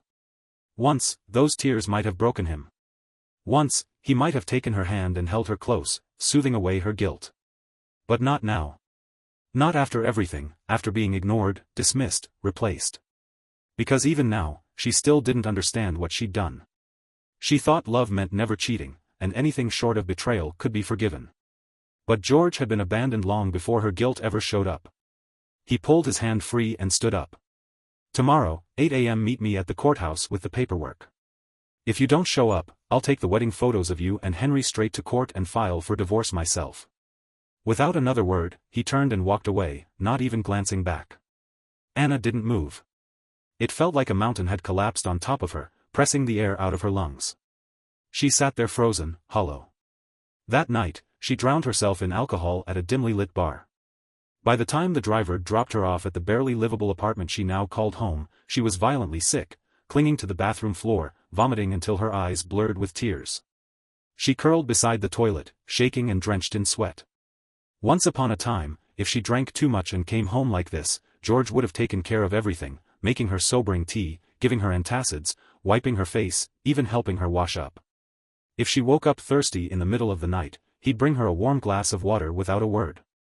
How had she managed to lose a man like that? Tears streamed down her face uncontrollably. And just then, a warm, damp towel appeared beside her. "Anna, here, wipe your face." She looked up in a daze. And there he was. George. Smiling gently, just like he always used to. "George." She lunged into his arms without hesitation, wrapping herself tightly around him. He responded eagerly, kissing her, holding her, pulling her toward the mattress in the bedroom. At first, Anna's heart raced with joy. He came back. He still loves me. He pities me. But as it went on, she sensed that something was off. George had always been gentle, always focused on her comfort. Even after years of marriage, he was never rough, never selfish. But this, it wasn't him. It didn't feel like him. Suddenly alarmed, Anna pushed the man away and reached for the light switch. The blinding glow of the overhead light flooded the room. Her heart dropped straight into her stomach. The man beside her wasn't George. "Henry. What the hell are you doing?" Her voice cracked into a scream, wild and sharp. She stared at him in disbelief, her face flushed with horror, shame, and rage. Henry stood slowly, clothes disheveled, an unsettling calm on his face. "Anna," he said quietly, "can't you see it now? George is done with you. I'm all you've got." He stepped closer, and something cold and possessive flickered in his eyes. "We've known each other since we were kids. I know you loved me, you always did. But I left for 8 years, and what did you do? You found someone new. You married him." His voice darkened. "How could you do that to me?" Anna stared at him in disbelief. Yes, when they were young, she had been fond of Henry. She had once thought it might have been love. But that was a lifetime ago. That was a girl's fantasy, not a woman's truth. I don't love you, she said firmly. I never did. I love George. Henry laughed. A low, bitter, mocking sound. You love him? If you really loved him, then why did you believe everything I told you about him? Why was it so easy for you to doubt him? The words hit her like a slap. Because it was true. And she had no defense. Anna froze at Henry's words, her heart turning cold. What do you mean? Henry grinned, cruel and smug. What do I mean? You still don't get it? And you are a university professor. I created another account, pretended to be George, and messaged myself. That's all. And you believed every word. You didn't even question it. You made him apologize to me. You stormed into his office accusing him of having no class. God, you're a joke. He threw his head back in laughter. Tell me, Anna, are you really that stupid? In an instant, every humiliating moment from the past few months came rushing back, vivid and sharp. The day at the hospital when she demanded George apologize to Henry. The day she barged into his workplace, furious and self-righteous. All those hateful messages she never doubted for a second were his. Henry had played her like a puppet. And she'd let him. He wasn't wrong, she had been a fool. But worse than her own naivety was the rage swelling inside her for being deceived so completely. How did you become like this? She asked, her voice low and trembling. If your mother could see you now, she'd be heartbroken. Don't pretend to care about my mother, Henry snapped. You still haven't fulfilled the promise you made to her, have you? And honestly, he sneered, she was useless. Not even dying could get you to marry me. Pathetic when she was alive, and even more pathetic now. For the first time, Henry's mask dropped completely. The venom in his tone. The twisted pride on his face. The cruelty behind every word. Get out, Anna said through clenched teeth. Up until now, she'd believed her only sin was neglecting George, failing to be present when he needed her. But now she understood. This was why George had been so resolute about leaving. Because she'd trusted the wrong person and doubted the one who had loved her most. Henry pulled on his jacket, laughing as he headed for the door. George isn't coming back for you, Anna. He's gone. You'll never find anyone better than me, and you'll never get rid of me. I'll be in your life forever. And with that, he was gone. The apartment was quiet again, silent, hollow. Anna walked to the floor-to-ceiling window, lit a cigarette, and stared out at the city. The night was vibrant, every building lit, every window glowing. But she knew, not a single light in this world was lit for her anymore. The next morning, at exactly 8 o'clock, George arrived at the courthouse. Anna was already there. Her face was pale, dark circles under her eyes betraying a sleepless night, but she had still put on light makeup and dressed neatly, professionally. They didn't say much. Form after form, signed.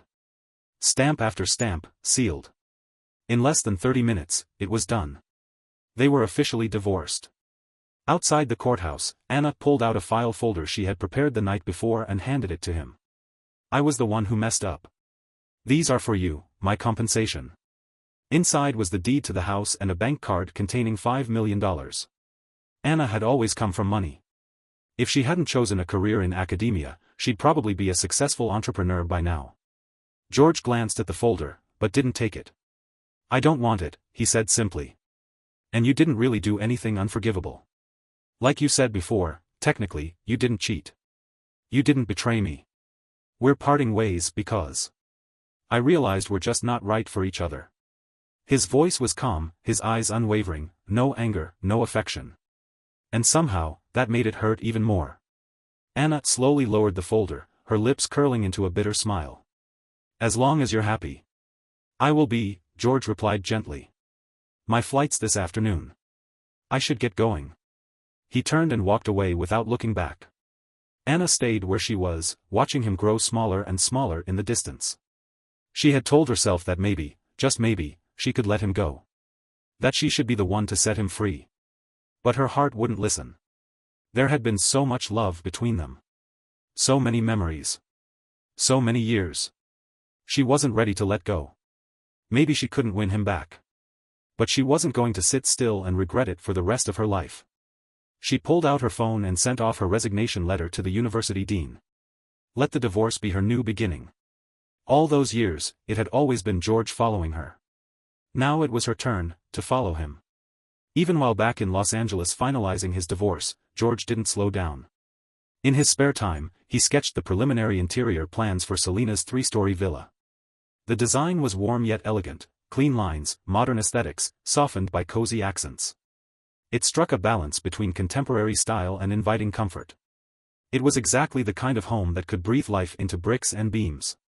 When George sent it to Selena, she didn't offer much feedback, just a single thumbs-up emoji. True to her word, she really didn't have any opinions. But that didn't sit right with George. A house was meant to be lived in. Without personal input, it was just concrete and drywall. Only when the homeowner's touch was woven into the space could it truly feel like a home. After returning to Boston, George tried to set up a meeting with her, several times. But each time, she was either too busy or brushed it off. "You design it however you like," she'd said. "I trust you." She even had someone deliver the villa keys and the gated community's access card directly to his studio.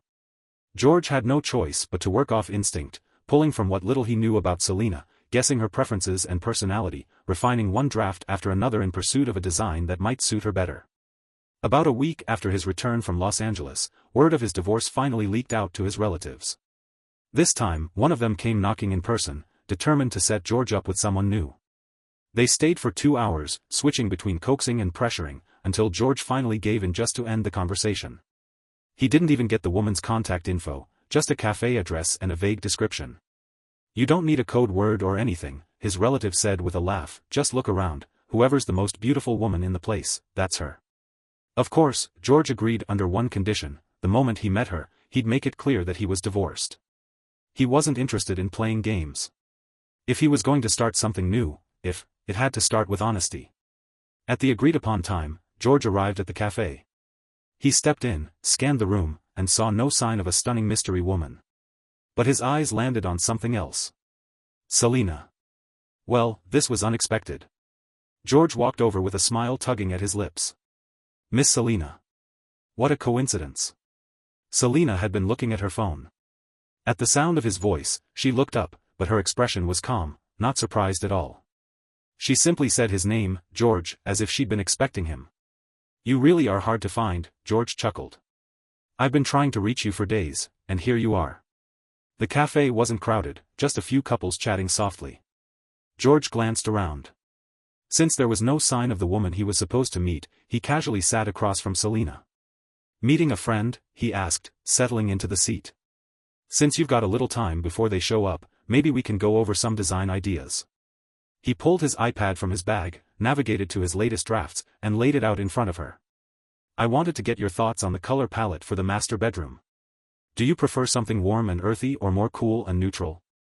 He glanced up, expecting a response. But Selena didn't say a word. "Miss Selena?" George frowned slightly. Their eyes locked. And for a moment, neither of them moved. George sighed. "You know, I'm over here trying to be all professional, and you're completely zoning out on me. The house is yours. If I'm taking your money, I want to make sure you're actually happy with it." Selena suddenly interrupted, her voice low but clear. "George, who were you supposed to meet here today?" He blinked. "What do you mean?" "I mean," she said, sitting up a little straighter, "who were you here to meet?" George tilted his head, thrown off by the question. "I don't know, does it matter?" Selena met his gaze head-on. "It matters." Even George, usually slow to read between the lines, could tell now, Selena wasn't just making small talk. "Miss Selena, what are you trying to say?" She smiled faintly. "You really think us running into each other here today is just a coincidence?" "Well, what else could it be?" George started to answer, but his words trailed off. He glanced around the cafe again, then down at his watch. The meeting time had long passed. Nothing had changed, just the same handful of couples quietly chatting over coffee. When he looked back up at Selena, something in her eyes finally clicked into focus. "You're my blind date?" "I am," she said, unflinching. George let out a soft, almost incredulous laugh. He closed the iPad and leaned back in his chair. Suddenly, everything made sense, the strange timing, the elusive meetings, the vague messages. "So you knew from the beginning I was the one you were supposed to meet?" "I did." "And the whole thing with the house, you asking me to design it, that was part of the plan?" Selena didn't deny it. Yes. It all lined up now, the way she had conveniently shown up, the effortless way she handed him the keys, her insistence that he do whatever he wanted with the design. George raised an eyebrow. So, Miss Selena, you have feelings for me? Selena took a slow sip of her lemon water. After a pause, she met his gaze directly. Yes, she said. I've had a quiet crush on you for quite a while. George was honestly impressed, with both of them, actually. Somehow, they'd managed to lay all their cards on the table without dancing around a single thing. But even so, he wasn't in the right place. Not yet. Miss Selena, he said gently, I'm flattered. Really? You went through a lot of effort, found a way to hire me, spent money, and now this. But I just finalized my divorce. I'm not ready to start anything new. I'm not looking for a relationship right now. He figured she'd understand. She didn't strike him as someone who would push past clear boundaries. And besides, he'd still be finishing the villa design. That didn't have to change. From now on, if you have any design updates, just reach out to me at the studio, he added, standing. I'll get going. But just as he reached for his bag, her hand gently pressed against his forearm. Hold on. I haven't finished yet. George sighed softly. All right, go ahead. Selena didn't miss a beat. I know I barged into your life pretty suddenly. And I know you're not going to fall for me right away. Maybe not ever, she said with quiet resolve. But I'd still like to take a number and get in line. I want to be your first option when you're ready again. She withdrew her hand, but her eyes remained steady on his. My parents live here in the city. I'm an only child. They're still happily married, kind and easygoing. I'm healthy, no bad habits, I don't drink or smoke. I've never been in a relationship before. No complicated past. No childhood sweethearts hiding in the background. Her lips curled into a small, confident smile. I'm a good person, George. You could give me a chance. It was the most honest, earnest confession he'd ever heard. And he'd be lying if he said it didn't move him. But emotion wasn't enough, not for him. Not now. I'm sorry, Selena, he said quietly. I still can't. He didn't like to lead people on. He wasn't one to string anyone along out of politeness or guilt. Selena must have expected it, because she didn't flinch. Her expression didn't even fall. You don't need to apologize, she said easily. You haven't done anything wrong. She stood, collected her coat. I'll give you a ride back to the studio. We can talk about color palettes on the way. George didn't argue. They walked out of the cafe together. But even as they drove through the city, something kept tugging at George's mind, a question he couldn't shake. It had been circling for days now, and if he didn't ask it, it would bother him for a long time. He turned toward her, his voice low. Selena. Yeah? Have we met before? George had been mentally flipping through every chapter of his memory, trying to place Selena. He couldn't shake the feeling that they had met before. And if she said she had a crush on him, it had to have been from somewhere, some moment in time. Have we met before? He asked again, half hopeful, half curious. Selena let out a soft chuckle. Yeah, we have. Where? When? George pressed, leaning slightly forward. I think light gray would be a great color. Classy, understated, she replied breezily, dodging the question entirely. It was clear she wasn't going to answer. George sighed. He let it go. All right. I'll revise the drafts and send them to your phone later. Just then, his phone rang, his aunt by marriage. He hesitated before answering, but he knew he couldn't ignore it. The moment he picked up, her voice burst through the speaker. George. Did you meet her? Isn't she amazing? I'm telling you, Selena is such a gem, great character, beautiful, solid family. You two are a perfect match. The phone wasn't even on speaker, but the volume was high enough for Selena to hear every word. George glanced sideways, her lips were twitching upward, barely containing a grin.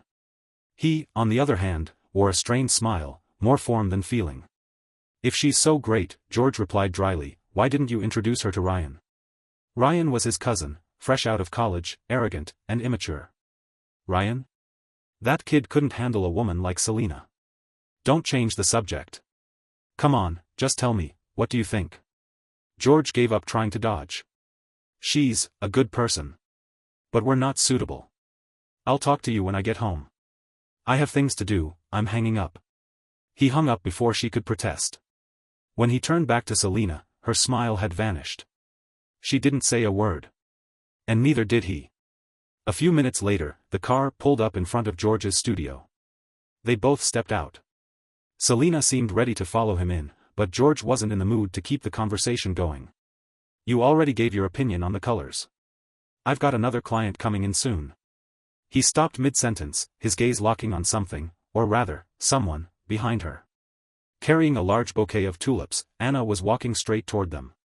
George's expression immediately soured. He had worked so hard to pull himself out of that emotional wreckage. To scrub away 8 years of scars with time, distance, and silence. Why was she here again? He didn't want this moment, this place, to become another emotional battlefield. So he did the only thing he could think of. He reached for Selena's hand and pulled her gently but deliberately to his side. Selena blinked in surprise, clearly confused. What's going on? Drive safe on your way back, George said, leaning in. Text me when you get home. And then, he kissed her cheek. It was subtle. Quick.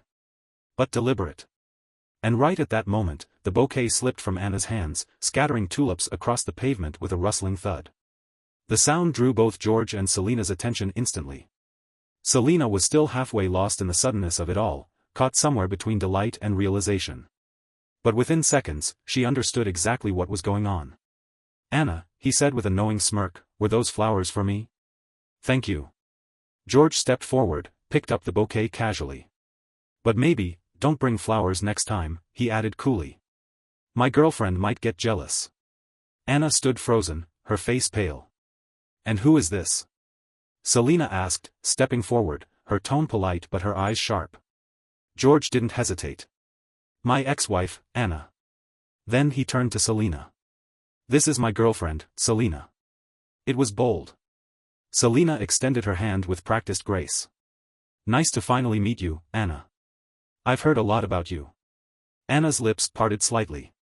Her fingers curled involuntarily at her side. She bit down hard on her lower lip before forcing a strained smile and extending her own hand. Nice to meet you too. George never imagined he'd be standing in the middle of a scene straight out of a soap opera. He wasn't trying to embarrass anyone. He didn't want this drama. But now that things had gone this far, he had no choice but to carry it through. Selena, you should head home, he said, his tone soft but firm. Anna probably wants to speak with me alone. Selena gave a polite nod. All right. I'll be waiting for you at home. Then, without hesitation, she leaned in and pressed a kiss to his cheek. The gesture was smooth, natural even. So practiced, it looked like something shared by a couple who'd been together for months, not days. After saying hello to Anna again, Selena got into the car and left. Only once her car had disappeared down the street did George turn back to Anna, his expression colder than winter air. What do you want now? He asked sharply. Can't you just move on with your life like a normal person? Why do you keep showing up and disrupting mine? Anna didn't flinch. In fact, she took a step forward, a small smile playing on her lips. I resigned from the university, she said. I've decided to move to Boston. George let out a bitter laugh, tossing the bouquet onto the sidewalk like it was trash. You've completely lost it. That woman, she's your friend, right? She played the part well. She's not acting, George snapped. She's my girlfriend. I know you too well, Anna said softly. We just got divorced. There's no way you'd move on so quickly. Then maybe you didn't know me as well as you thought. His voice was sharp now, his patience long gone. Anna's smile faded. She took a deep breath and met his gaze squarely. George, I've made up my mind. I'm going to win you back. I'm not giving up. I swore I'd spend my life with you, and I meant it. There's nothing left between us, Anna. George turned and walked into his studio without another word. Only after the door shut behind him did Anna's composure finally crack.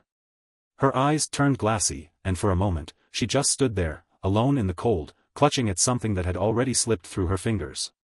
George sank into his chair, staring blankly for a long while before finally picking up his phone. George, thanks. Nice performance today. Selena replied almost instantly. Selena, what performance? I meant every word. Selena, want me to pick you up tonight? I can keep pretending. George, no need. I'm a terrible actor, I already gave myself away. Selena, practice makes perfect. Selena, just say the word, I'm always on call. George didn't reply. He looked out through the tall windows, watching the steel-gray sky churn above the city. Snow was coming. For the next 7 days, the studio received a new bouquet every day. Pink tulips. Always pink tulips. George didn't bother throwing them out anymore. He had the receptionist stick them in water buckets near the entrance. Now, anyone who walked into the studio could take 3 flowers home, for free. Word got around quickly. George also started hearing things from friends and colleagues, that Anna had bought a house in Boston, that she was applying to teach at local universities. A few mutual friends even called to talk sense into him. They said it was a waste to throw away 8 years. They said it wasn't fair to Anna. They said he was being too cold. But what none of them understood was this: love isn't a tally of years or sacrifices. Love is how you feel when no one's watching, when you're hurting and someone chooses not to see it. Only he knew what it was like to fall asleep alone on an operating table with no one waiting on the other side. Mr. George. Look. These flowers are different. The receptionist rushed in, cradling a new bouquet with a grin on her face. Not tulips, roses. Red roses. George raised an eyebrow and took the card stuck between the blooms. Merry Christmas, Selena. He had guessed it wasn't from Anna even before reading the card. But still, he didn't understand, why was everyone trying to woo him with flowers? As if on cue, his phone rang. Selena. George, her voice was warm and light, got any dinner plans tonight? Want to grab a bite with me? George stared at the bouquet in his hands, his fingers gently brushing over the soft petals. He hesitated for a long moment, then looked up, like someone quietly making peace with a decision. Yeah, he said. When Selena invited George to dinner, it really was just dinner. Afterward, it was George who suggested they go for a walk. They strolled side by side through the festive crowds, George carrying 2 cups of coffee, placing one gently into Selena's hands. The warmth seeped through her gloves, her fingers curling around the paper cup. Kind of a shame, George said, looking up at the sky. No snow tonight. Hey, Selena, does it usually snow this time of year? He hadn't spent Christmas in his hometown in years.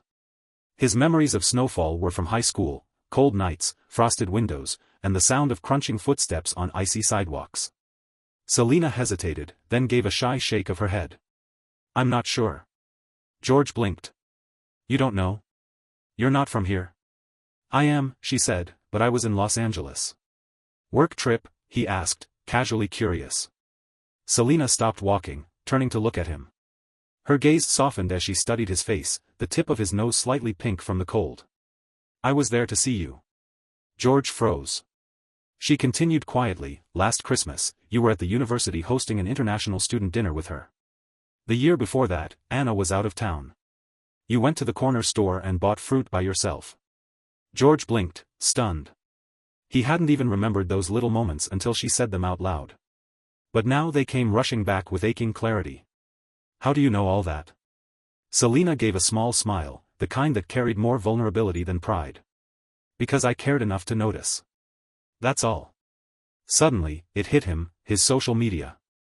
He used to post often, little snapshots of his life, of dinners, quiet moments, home renovations. Pictures with Anna. Moments that, to an outsider, painted a picture of a perfect marriage. And if Selena had been watching from the outside all along, she must have never seen a single opening. Selena, he said slowly, when did we actually meet? Selena took a breath, her smile returning with a playful glint. Try to remember. I really can't, George said, half laughing, half desperate. Just tell me already. He reached out, playfully grabbing for her arm. But before his hand even touched her, someone lunged out of the crowd and slammed a fist into his face. Everybody take a good look, a voice shouted. This is the famous interior designer George, who threw away his wife for another woman. George staggered backward, stunned. By the time he regained focus, he was already on the ground, pinned down by several people. Selena rushed forward in a panic, shoving her way through the mob. She dropped to her knees, shielding George with her body. Are you okay? She asked, eyes wide, voice trembling. I'm fine, he muttered, wincing. When he was finally pulled back to his feet, George got a good look at his attacker. Henry. Henry shoved his phone toward George's face, recording every second. Get a good look, everyone. This is the scumbag who dumped his wife for a mistress. His wife gave up everything, her job, her city, for him, and what does he do? He cheats on her. Now she's depressed and broken because of him. The street was packed for the holiday season. The shouting, the accusations, they drew attention like wildfire. People slowed down, stared. Some whispered, some openly jeered. And George and Selena stood right in the middle of it. George immediately pulled Selena behind him, shielding her as he fumbled for his phone and dialed the police. By the time they reached the precinct, George was calm, but furious. He explained everything in detail, refusing to settle or back down.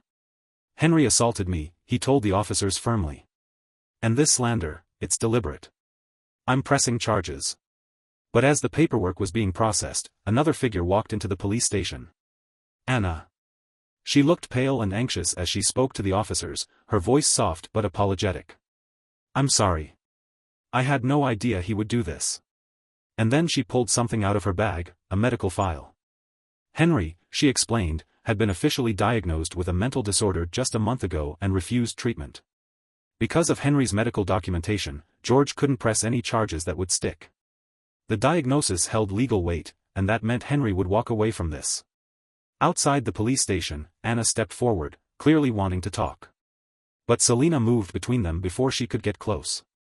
He's not interested, Selena said sharply, eyes fixed on Anna.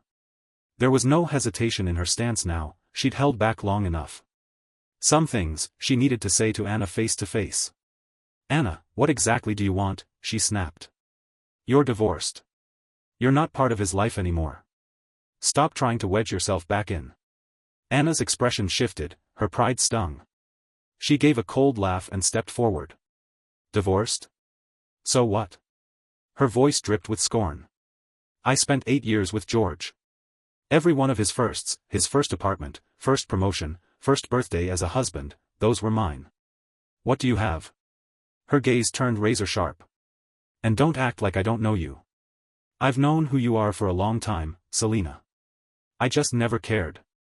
You're pathetic, some shadow lurking in the dark, watching the life George and I had. Selena hadn't hit anyone in years. She could take an insult, but Anna had just spit on the love George once gave so freely. That, she wouldn't forgive. Her hand shot up instinctively, but George was faster. He caught her wrist before the slap landed. Selena, stop, he said, firm but gentle. He hadn't stopped her for Anna's sake. He'd stopped her because he knew Anna too well. The innocent act, the veiled insults, Anna knew exactly how to provoke a scene. She wanted Selena to strike first, to twist the narrative and make George the villain again. He pulled Selena back, stepping forward to face Anna alone. Take Henry and go, and don't bother me anymore, Anna. George, Anna's voice broke as she reached for his hand, her eyes already wet with tears. I love you. I only ever loved you. I can't live without you. Please, just one more chance. You've already had all your chances, George said, pulling his hand away. I gave you more than I should have. Don't push me to start hating you. Something in her finally cracked. That fragile fantasy she'd clung to, the belief that he'd come back if she just tried hard enough, collapsed. And then, from behind her, a voice rang out. George, go to hell. It's Henry. No one had seen where he came from. No one saw the glint of steel in his hand, until it was too late. By the time George registered what was happening, the blade was already coming toward him. Henry, no. Anna screamed, reaching out, but all she caught was the edge of his jacket. The next moment blurred into chaos. George felt someone yank him backward, just as the knife plunged forward. It wasn't until he heard the sound of flesh tearing, the sharp gasp of pain, that he realized what had happened. Selena stood in front of him. And her white sweater was blooming red. Selena. He caught her just as her knees buckled. She tried to smile, tried to speak, but her lips trembled. Blood was already soaking through her side. I'm fine, she whispered, forcing a weak smile. And then she collapsed. Call an ambulance. George shouted, panic twisting his voice. Someone call an ambulance. He cradled her in his arms, shaking, crying without restraint. His voice broke, over and over, trying to keep her awake. Selena lifted a blood-stained hand, brushing away the tears on his face. She whispered, faint and fragile. Your first tears for me. I won't let you cry again. I promise. Selena, don't close your eyes, please. Just hold on. Help's coming. You hear me? Just hold on. He didn't care about Henry, who was now pinned to the pavement by 3 officers.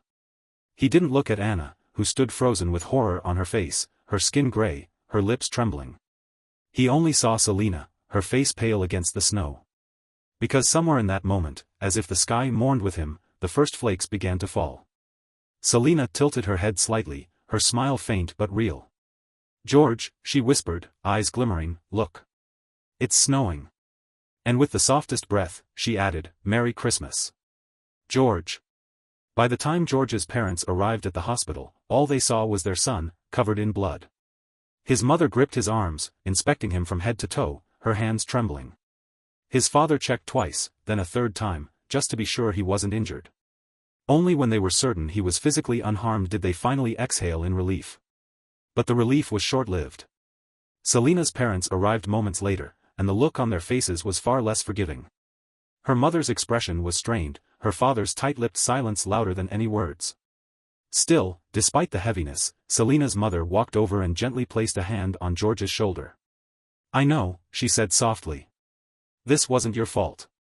But George couldn't take comfort in her kindness. He sat down and buried his face in his hands, shoulders shaking with guilt. The ache of helplessness in his chest felt worse than any injury. He hadn't protected her. That was all he could think. No one said much after that. Words wouldn't change what had happened. Time dragged by in agonizing silence. When the light above the operating room finally dimmed and the doors opened, George shot to his feet. Doctor, how is she?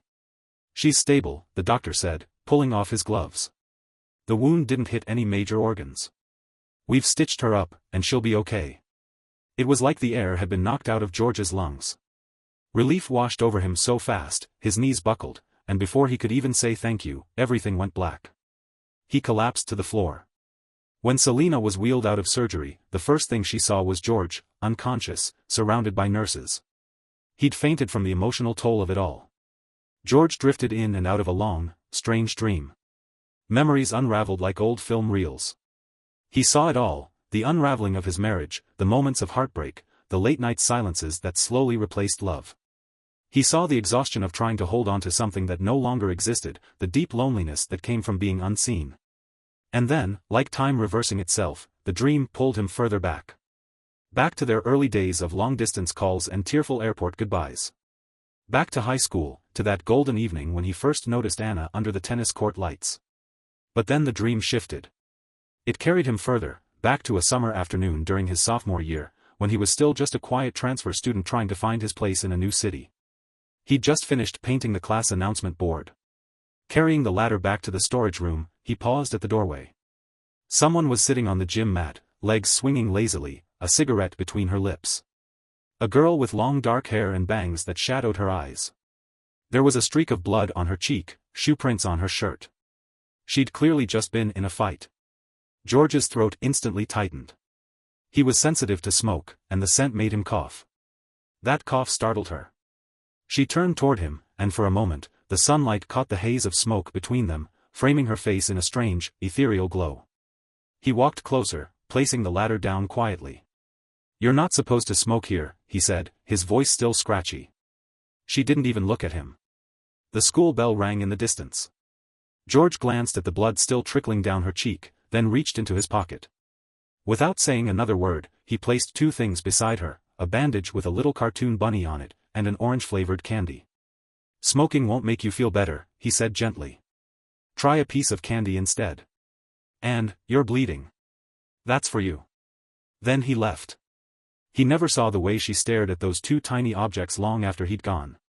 A simple piece of candy and a childish bandage, but to her, they meant more than anything anyone had given her in a long time. No one knew it, but that small act pulled her back from a path of self-destruction. It saved her. When George finally opened his eyes again, the world came back in soft focus. The first thing he saw was a familiar face. Selena.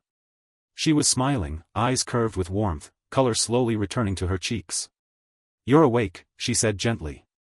George didn't smile. Instead, his voice came out rough and low. Selena. I remember now. She tilted her head slightly, teasing. Remember what? You, he said, his voice cracking slightly. I remember you. Memories, long buried, weren't gone, they'd only been dust-covered. And now, the dust had finally cleared.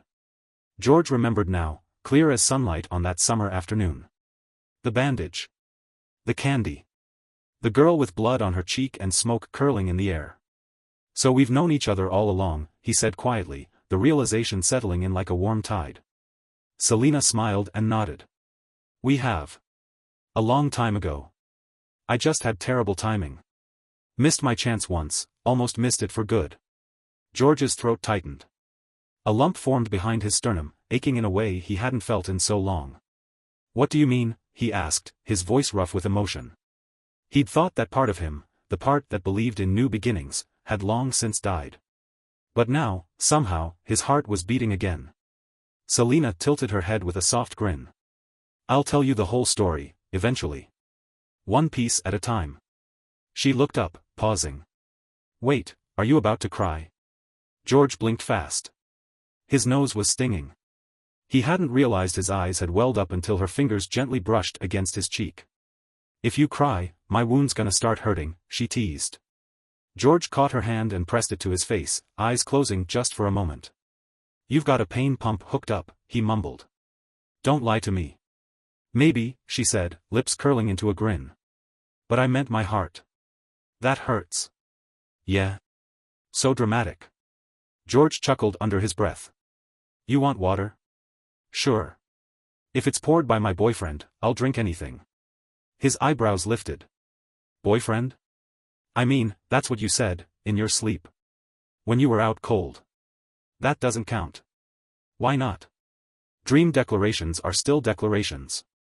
George leaned back in the chair beside her bed, shaking his head in mock disbelief. I haven't even started chasing you yet. You have, she said, lips tugging playfully. You just didn't realize it. God, you're impossible. Their banter flowed like water, teasing and easy, like the kind of conversations only people with a deep connection could share. Outside the room, Selena's father stood beside the glass door, arms crossed and eyes misting slightly. My girl, that stab wound wasn't for nothing, he muttered proudly. Selena's mother gave him a sharp look. Then, after a pause, her expression softened. But, she's loved him for so long. I guess she finally got her happy ending. Extra Story 1. Following a second psychiatric evaluation, it was confirmed that Henry had no mental illness. He stood trial for aggravated assault and was sentenced to 5 years in prison. Not long after the verdict, Anna asked to see George one last time. By then, George had already proposed to Selena. The wedding was set for 3 months later. They met in a quiet corner of a downtown cafe, where the autumn light filtered through the windows, casting long golden shadows across the floor. George looked calm, centered, as if all the weight he'd once carried had finally been set down. Congratulations, she said, her voice soft, but steady. Thank you, George replied. There was a brief silence before Anna finally spoke again. Her gaze lingered on him, more wistful than regretful now. For a long time, she said, I couldn't understand what I did wrong. I kept asking myself, over and over. But now I finally get it. I was arrogant, she continued, eyes glistening. I thought you would never leave me. I took your love for granted, drained it without ever giving anything back. I forgot that love needs to be nurtured. And for all the things I did to hurt you, I'm sorry. George held her gaze, kind but resolute. There was no bitterness in his eyes. No anger. Only a deep, peaceful acceptance.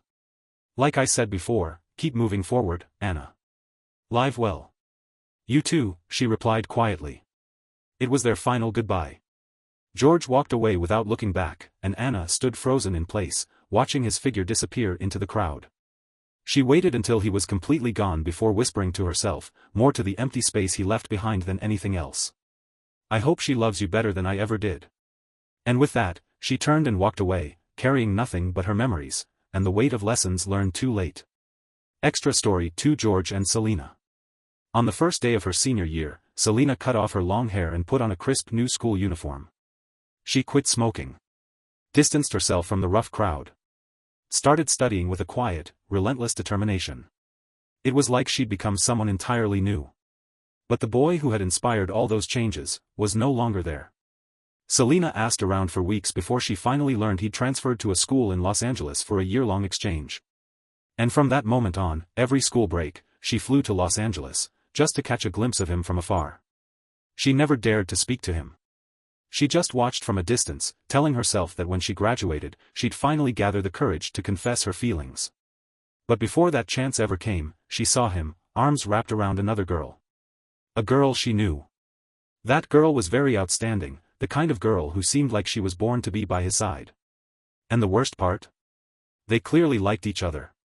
Selena had stood there in silence, clutching her suitcase, watching a dream unravel before her eyes. She told herself to let it go. Again and again, over the years, she tried to forget. But some things refuse to be forgotten. Some people carve their names into your heart and never quite leave.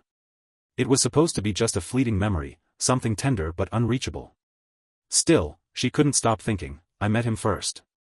It was like holding on to a one-way ticket to a place she could never reach. And yet, Selena waited. Year after year, quietly carrying a love no one knew about. 8 years passed. She never asked for anything extravagant. She didn't want a grand gesture. She just wanted one chance, one real opportunity to stand in front of him, not as a stranger lurking in the shadows, but as herself. And maybe the universe heard her after all. Because that autumn, the boy she once thought she'd lost forever, came back. Back to the very city where they'd first met. Back to the place where, unknowingly, he had changed her entire life. This time, she wouldn't hide. This time, she wouldn't let him go.